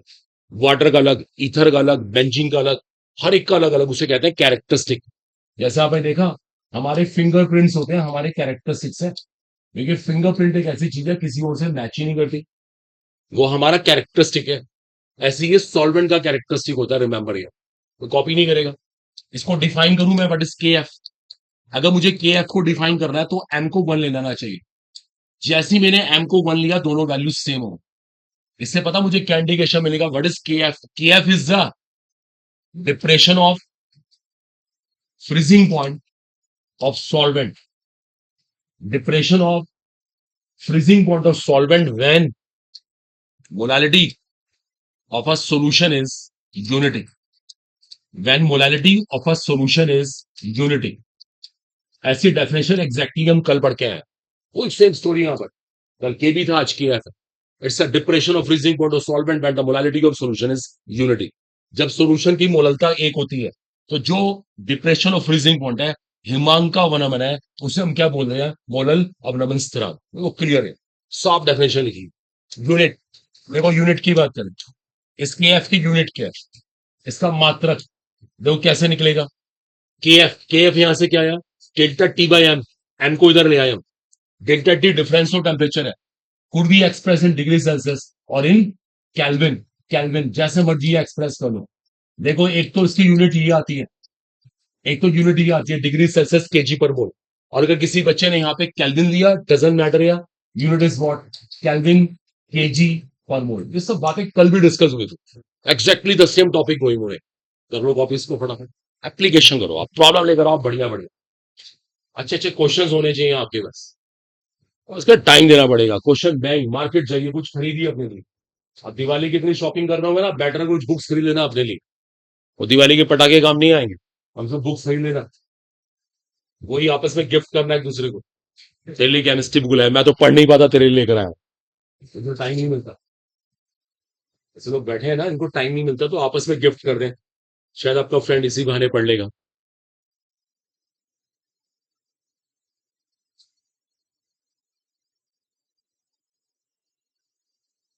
बात कीजिएगा मैडम, जल्दी से कॉपी कीजिएगा। Third colligative property, third colligative property after relative lowering of vapor pressure, elevation of boiling point, that's a depression of freezing point. हिमांक का अवनमन। अभी कल बताया था कोलिगेटिव प्रॉपर्टी किसको बोलते हैं, we have seen yesterday. Final है और लास्ट पॉइंट है। देखो जब भी किसी कोलिगेटिव प्रॉपर्टी को स्टडी करते हैं, लास्ट में कंक्लूजन यही आता है कि कोलिगेटिव प्रॉपर्टी का यूज क्या है, क्या है इसका प्रैक्टिकल यूज, कैसे इसको प्रयोग करते हैं। देखो इसके यूज की बात करें, देखो इसके यूज की बात करें, सब अटेंशन पे करना फटाफट। इसके यूज की बात करते हैं। ओके, सबने कॉपी कर लिया। अभी कल भी हमने कोलिगेटिव प्रॉपर्टी के यूजेस की बात की थी। किसी को पता है हर कोलिगेटिव प्रॉपर्टी का यूज क्या है? To know, correct, yes, to know the molar mass of a solute. अगर कभी भी आपको एक सोल्यूट का मोलर मास निकालना हो, इसको हिंदी में कहते हैं किसी विलय का अणुभार। तो अणुभार ज्ञात करने में ना, मोलर मास मालूम करने में ये टेक्निक काम आती है। हर कोलिगेटिव प्रॉपर्टी यही करती है, it helps to calculate the molar mass of a solute. तो इस लाइन को लिख लें, यूज में लिख लें, helps to calculate, it helps to calculate the molar mass of a solute. It helps to calculate the molar mass of a solute. Okay, ये एक विलेय का अणुभार ज्ञात करने में काम आती है, molar mass of a solute. That's very very interesting है। आपके पास कोई भी कोलिगेटिव प्रॉपर्टी हो, हर एक का यूज यही होता है। That's finish. Okay, that's completed. हमारी थर्ड कोलिगेटिव प्रॉपर्टी एंड हो चुकी है। फिर भी कोई प्रॉब्लम नहीं है, आप लेकर आओ, मैं तो मना ही नहीं कर रहा हूं। डाउट जितने मर्जी लेकर आइए। Next, our heading is said to be osmotic pressure. Osmotic pressure. It's our next colligative property termed as osmotic pressure, represented by pi. इसको हिंदी में कहते हैं परासरण दाब. इसका हिंदी नेम होता है परासरण दाब, also termed as osmotic pressure. ये हमारी चौथी कोलिगेटिव वर्ड है, लास्ट कोलिगेटिव वर्ड. चलिए पे अटेंशन. देखिए इसके लिए हमें पहले पढ़ना पड़ेगा ऑस्मोसिस किसको बोलते हैं, क्या होता है परासरण. बस बातें नहीं यहाँ पर देखो आपको फील करवाते हैं ऑस्मोसिस क्या. वैसे बायो स्टूडेंट है आपके लिए तो बहुत आसान है, आपने इसको बहुत ज्यादा बोटनी वगैरह में स्टडी किया हो. अब यहाँ पे देखो सब बच्चे, मैंने एक कंटेनर लिया, इस कंटेनर को ना दो पार्ट में डिवाइड कर दो, इसका पार्टीशन कर दो. और पार्टीशन करने में ना एक मेम्ब्रेन होनी पड़ेगी. मेम्ब्रेन, एक स्पेशल मेम्ब्रेन होती है, इसको बोलते हैं सेमी परमिएबल मेम्ब्रेन. अर्ध पारगम्य झिल्ली, you might have heard. Semi permeable membrane, membrane जिसको झिल्ली बोलते हैं, हम शॉर्ट में एसपीएम कहते हैं. एसपीएम, ठीक है. अभी सुनते रहिएगा. एक तरफ आप फिल कर दो इसके अंदर कोई सॉल्वेंट, जैसे आपने पानी भर दी, डजंट मैटर, ये सॉल्वेंट, सॉल्वेंट कोई ब्लैक. और इधर क्या होना चाहिए, solution. Solution containing containing containing non volatile solute, containing non volatile solute. सब देख लें, एक तरफ सॉल्वेंट, एक तरफ सोल्यूशन. लेकिन सोल्यूशन का सोल्यूट ऑटोमेटिकली अंडरस्टूड है कैसा है, नॉन वोलेटाइल. अब इसको आप ना बंद करके रखो, कुछ देर के लिए ऐसे बंद करके रखो, और आप पता थोड़ी देर के बाद ये फील करोगे. देखो बच्चों, अब एक बात नोटिसेबल होगी, ये वाला पार्ट नीचे चला जाएगा, ये नीचे चला जाएगा, ये घट जाएगा, और ये पार्ट यहां से और ऊपर चला गया. देखो इट्स अ प्रैक्टिकल ऑब्जर्वेशन. अभी पता नहीं कितने सारे एग्जांपल्स आपको मिल जाएंगे.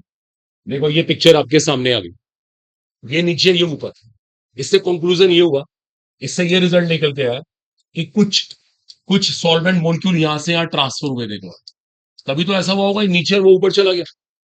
अंडरस्टूड है ना. कुछ मॉलिक्यूल यहां से यहां ट्रांसफर हो, ये जो मॉलिक्यूल यहां से यहां ट्रांसफर हो रहे हैं ना थ्रू एसपीएम, इसी का नाम क्या है, ऑस्मोसिस. इसी को ऑस्मोसिस कहते हैं. हम देखो उसको डिफाइन कर रहे हैं. अभी तो एक पिक्चर समझा दिया कि एक्चुअल में हुआ क्या. ये मॉलिक्यूल यहां से यहां चले गए, क्यों गए कैसे गए, इन सब बातों पर डिबेट होगी. ये आपके सामने एक प्रैक्टिकल एग्जांपल है ऑस्मोसिस का. देखो मैं आपको ना इसकी डेफिनेशन बताता हूं. इसकी 3 डेफिनेशन है हमारे पास. देखो मैं पहले शॉर्ट में लिखूंगा, फिर मैं डिफाइन कर दूंगा. आप पहले एक बात का मेरे को आंसर दो. देखो और सब बॉयज यहां पर देखे, दोनों को ध्यान से देख के बताओ. बॉयज साइड से पूछ रहा हूं, कॉन्फिडेंस से बोलना. बताओ ज्यादा कंसंट्रेशन किस साइड है, बॉयज साइड से पूछा मैंने. कोई बॉय बोल सकता है फ्री, लेफ्ट राइट, इधर लेफ्ट और राइट. ज्यादा कंसंट्रेशन का है, ज्यादा सांद्रता का है. हिंदी में पूछा ज्यादा सांद्रता का है. डॉक्टर आप बताइए. I think NS, NS I think. बोलिए राइट साइड. क्यों राइट साइड,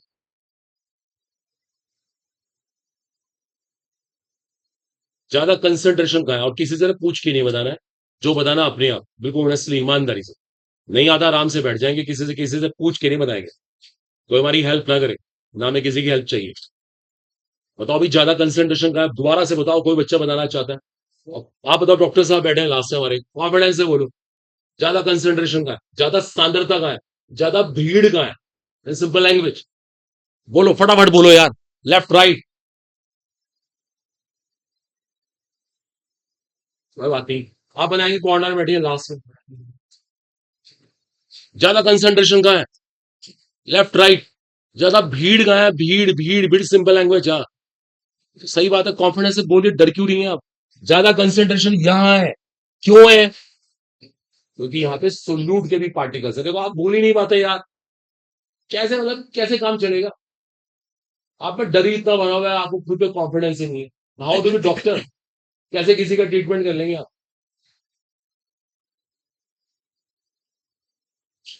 यार आने से पहले सोचना पड़ता है, यहाँ पर ना बहुत बुरे हालात है भाई. यहाँ पे कंसंट्रेशन बहुत ज्यादा है, और यहाँ कंसंट्रेशन कम है.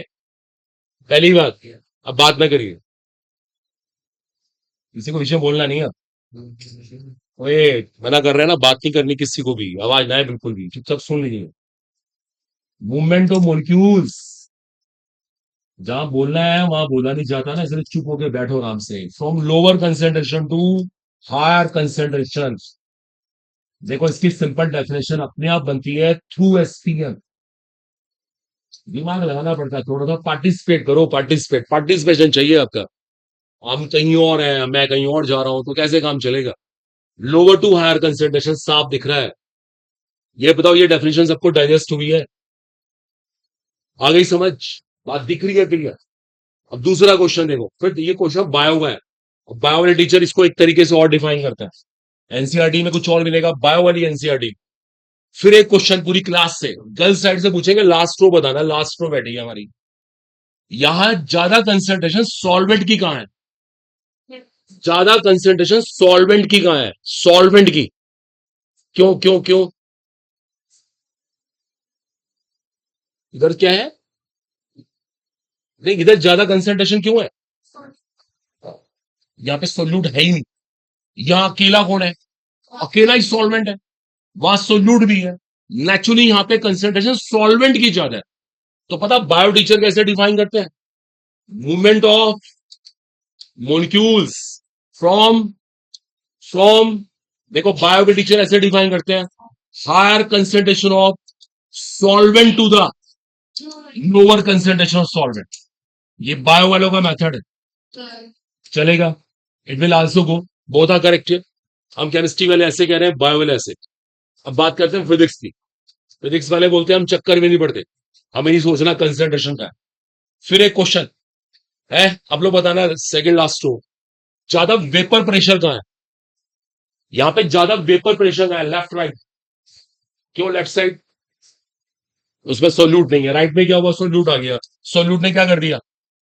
हाँ, तो वो क्या करता है? प्रेशर को डाउन करता है। Very good, she is right, well done.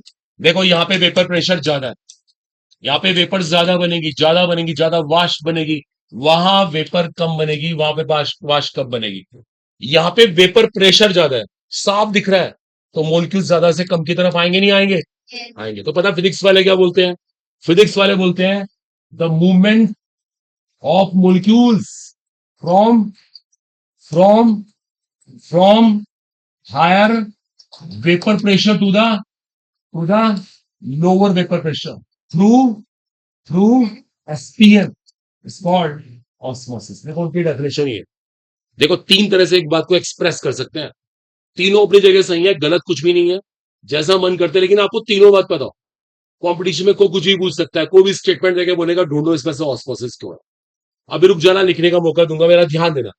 अब मैं जरा इसको इजी गोइंग कर दूं भाई। सीधी सी बात ये थी, यहां प्रेशर ज्यादा था और यहां प्रेशर कम था। ये नेचर का रूल है, चीजें मूव करती है हायर टू लोअर, इसलिए मोलिक्यूल यहां से यहां आ रहे थे। किसी को पता है इनका यहां आने का पर्पस क्या है? कंसंट्रेशन। कंसंट्रेशन नहीं, वेपर प्रेशर को सेम कर देना। जितना वेपर प्रेशर यहां है उतना वेपर प्रेशर यहां हो जाए। जब दोनों के प्रेशर सेम हो जाएंगे तो इक्विलिब्रियम मेंटेन हो जाएगा। किसी को पता है फिर मूवमेंट कहां से कहां होगा? अब दोनों का प्रेशर सेम हो गया, फिर मूवमेंट कहां से कहां होगा? होगा ही नहीं। अभी भी होगा, अभी भी होगा। रीजन क्या है? दोनों साइड प्रेशर क्या है? सेम है। मॉलिक्यूल यहां से भी जाने के लिए फ्री है, यहां से भी जाने के लिए फ्री है। आपस में क्या मेंटेन हुआ है? इक्विलिब्रियम मेंटेन है। मूवमेंट तभी भी होगा, ऐसा नहीं मूवमेंट नहीं होगा। मूवमेंट तब भी होगा, लेकिन क्या होगा? नेट नेट डिफरेंस आपको फील नहीं होगा। उसका रीजन है, जितना मूवमेंट इस साइड उतना मूवमेंट इस साइड। अब ये नहीं कि नीचे चला गया ऊपर चला गया, अब आपको हाइट कांस्टेंट मिलेगी, क्योंकि जितना मॉलिक्यूल इधर जा रहे हैं उतने इधर भी जा रहे हैं। इक्विलिब्रियम मेंटेन हो गया। अब आप कॉपी करो, सब बच्चे पार्टिसिपेट किया जितने भी हैं हमारे, एक्टिव हो जाओ। सुबह क्लास आए, पहले जिम जाया करें आप लोग, इनको ले जाया करो अपने सर, दो चार इनको हैवी सेट करा के वैसा, फिर यहाँ है, सही रहेगा ना? और फिर तो आएंगे नहीं, फिर तो वही सो जाएंगे ना। ऐसा नहीं है, जल्दी जल्दी जल्दी सब पार्टिसिपेट करे, कोई और कोई बात नहीं है। आधी चीजें तो पार्टिसिपेशन से आती हैं। ओके, अब नोट करिए अपनी क्लास में, वो वर्ड सब आना है बता देना यार। लिखा है मास्टर।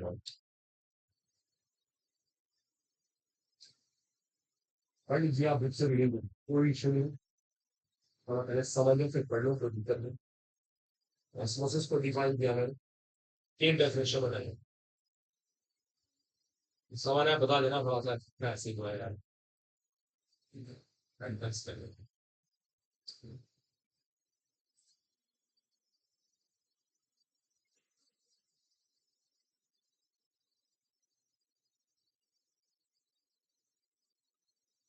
तो आपके पास पहले से बने हुए होंगे नोट्स, तो इतना बड़ा इशू नहीं है, मेरा समझ आया हमें। और आप प्रॉब्लम्स करें तो और शार्पनेस आए के अंदर ना।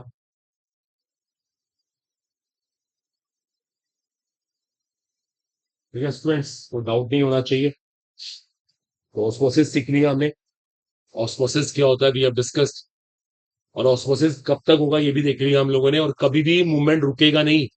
मूवमेंट रुकेगा नहीं। मूवमेंट अभी भी फाइनली इधर हो रहा है इधर हो रहा है, लेकिन क्या होता है नेट डिफरेंस फील नहीं होगा, क्योंकि दोनों साइड मूवमेंट इक्वल हो रहा होगा। इक्विलिब्रियम मेंटेन, साम्यावस्था आ चुकी है। चलिए क्लियर, रब कर दें। करिए करिए, कॉपी कीजिए।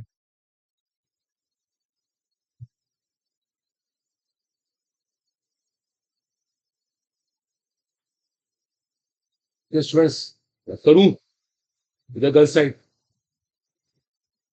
और नोट्स बने हुए हैं सबके पास मिल जाना, मैटर कोई इशू नहीं होता। मेन है अंडरस्टैंडिंग बने और प्रॉब्लम्स करनी आए हमें ना, दैट्स मोर इम्पोर्टेंट है। ठीक है बच्चों, कर दूं अब? Okay done. देखो हमने ऑस्मोसिस सीख लिया। अब आपको ना इसके कुछ एग्जांपल देते हैं, देखो कुछ प्रैक्टिकल लाइफ में एग्जांपल्स हैं। जैसे वो एग वाला एक बड़ा फेमस एग्जांपल है। एन एग, बातें नहीं करनी किसी को, an egg swells in water.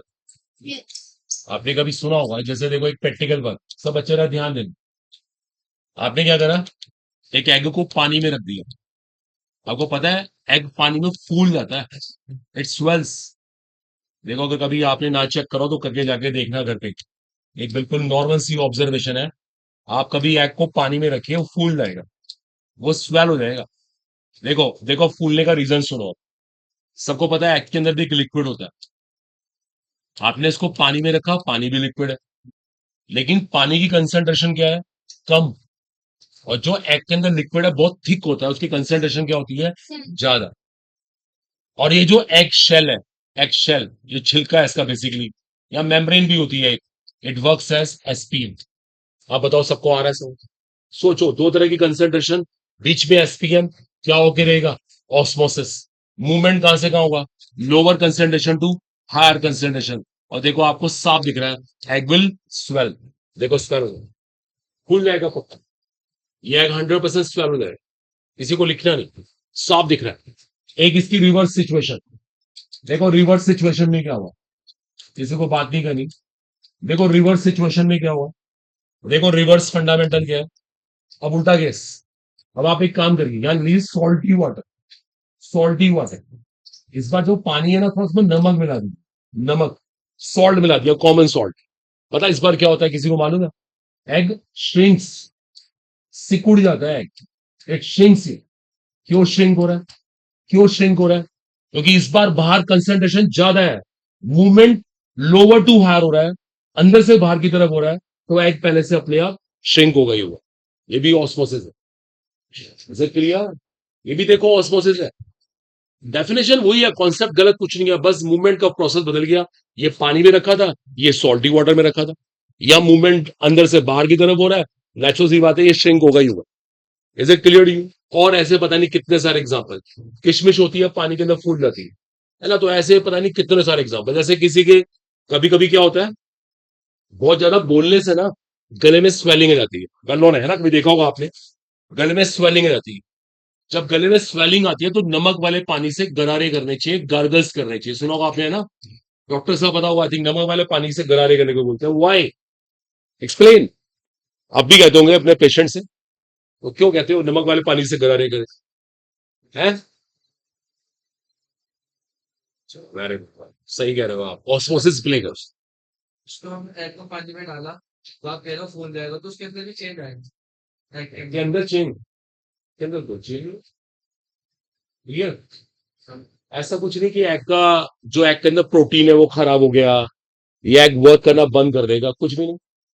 आप में से कभी किसी ने एग को बॉयल किया, तो एग को बॉयल करने में जानबूझ के नमक डालते हैं, वरना वो एग फूट जाता है, बस्ट हो जाता है, मतलब लॉस ही है। ठीक है, कुछ चेंज नहीं है, नथिंग।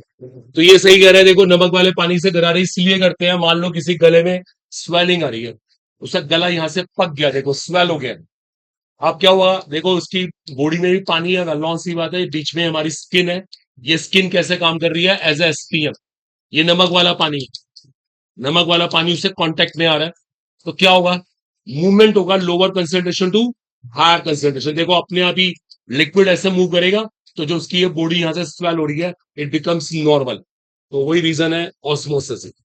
तो एक ही नहीं, पता नहीं कितने सारे एग्जाम्पल आप कॉपी करना कर सकते हो, ये बनाना चाहे बना सकते हैं, जो like an egg swells in water, an egg shrinks in salty water. ये कभी आपने बोर्ड्स के लिए दिया होगा, याद करो, इसीलिए ज्यादा ना लिख के बहुत टाइम नहीं वेस्ट करना है, किसी को कोई काम की बात लगे तो लिखो, अदरवाइज फ्री वेरी नॉट करना। बातें नहीं कर, बहुत बातें करते हो वैसे।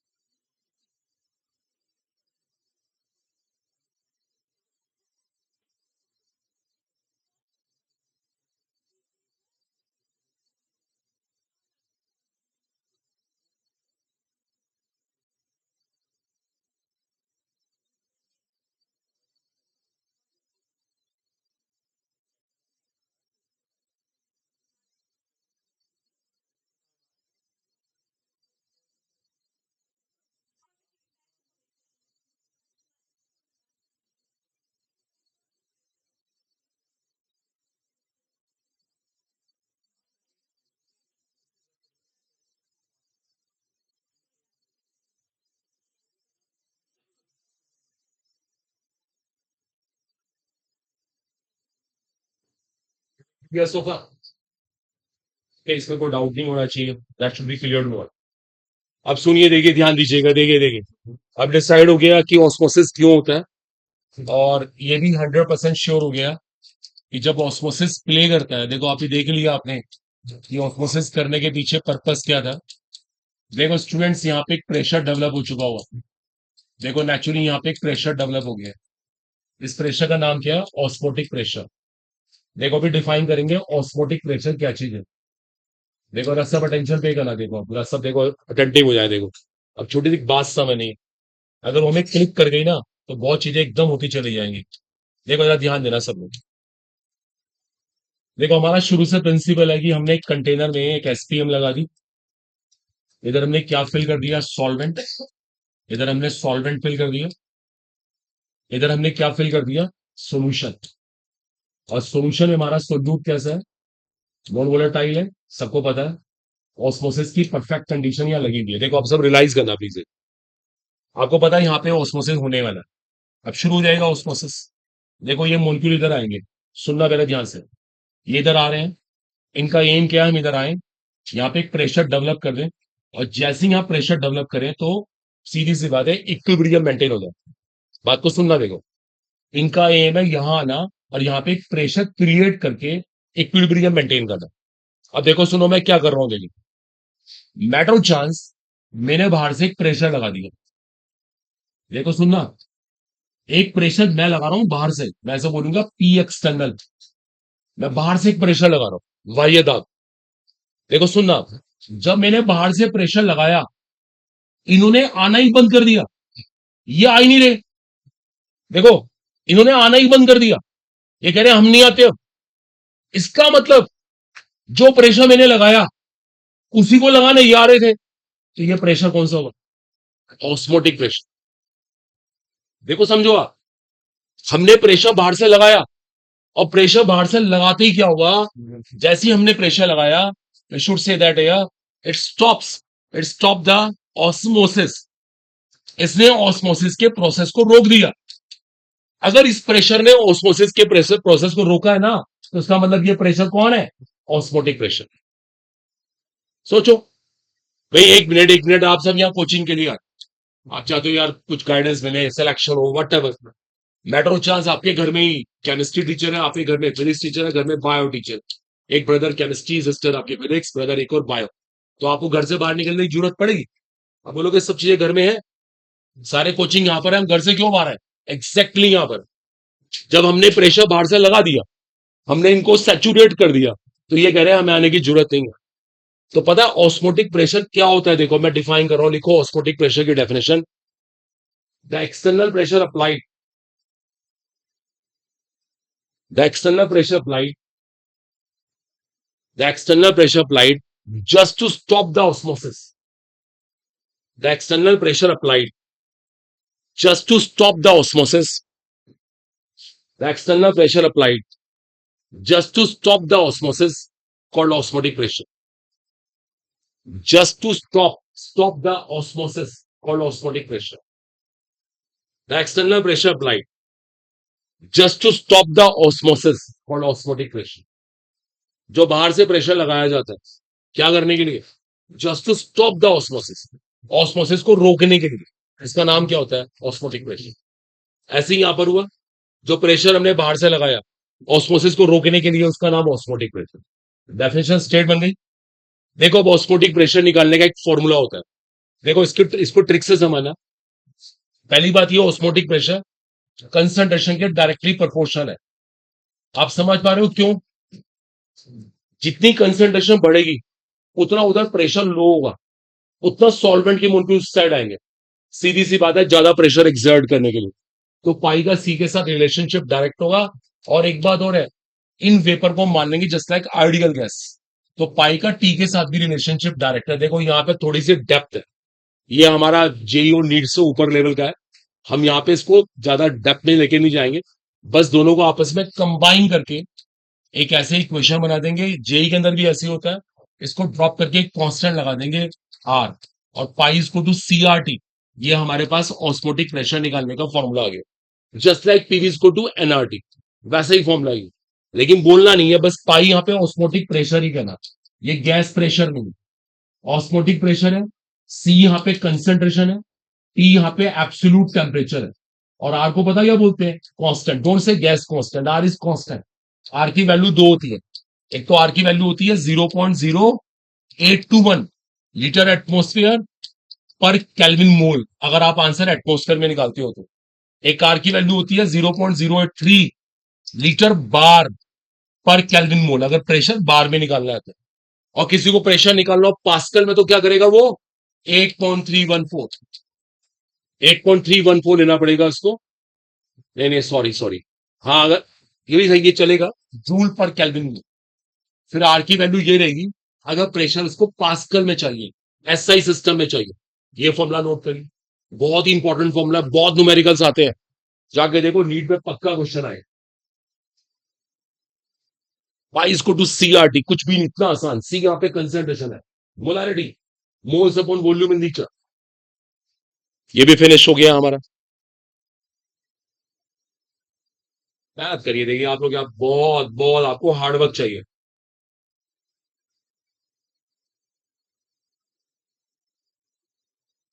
ठीक होना पड़ेगा, देखो तब जाके, और फिर पढ़िए, देखिए तब सिलेक्शन होता है, इतना आसान नहीं।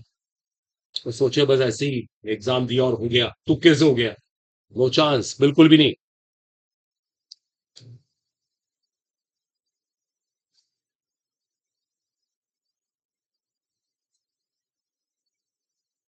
सी यहाँ पे कंसंट्रेशन है, आर यहाँ पे कांस्टेंट है, गैस कांस्टेंट मत कह देना, टी एब्सोल्यूट टेम्परेचर।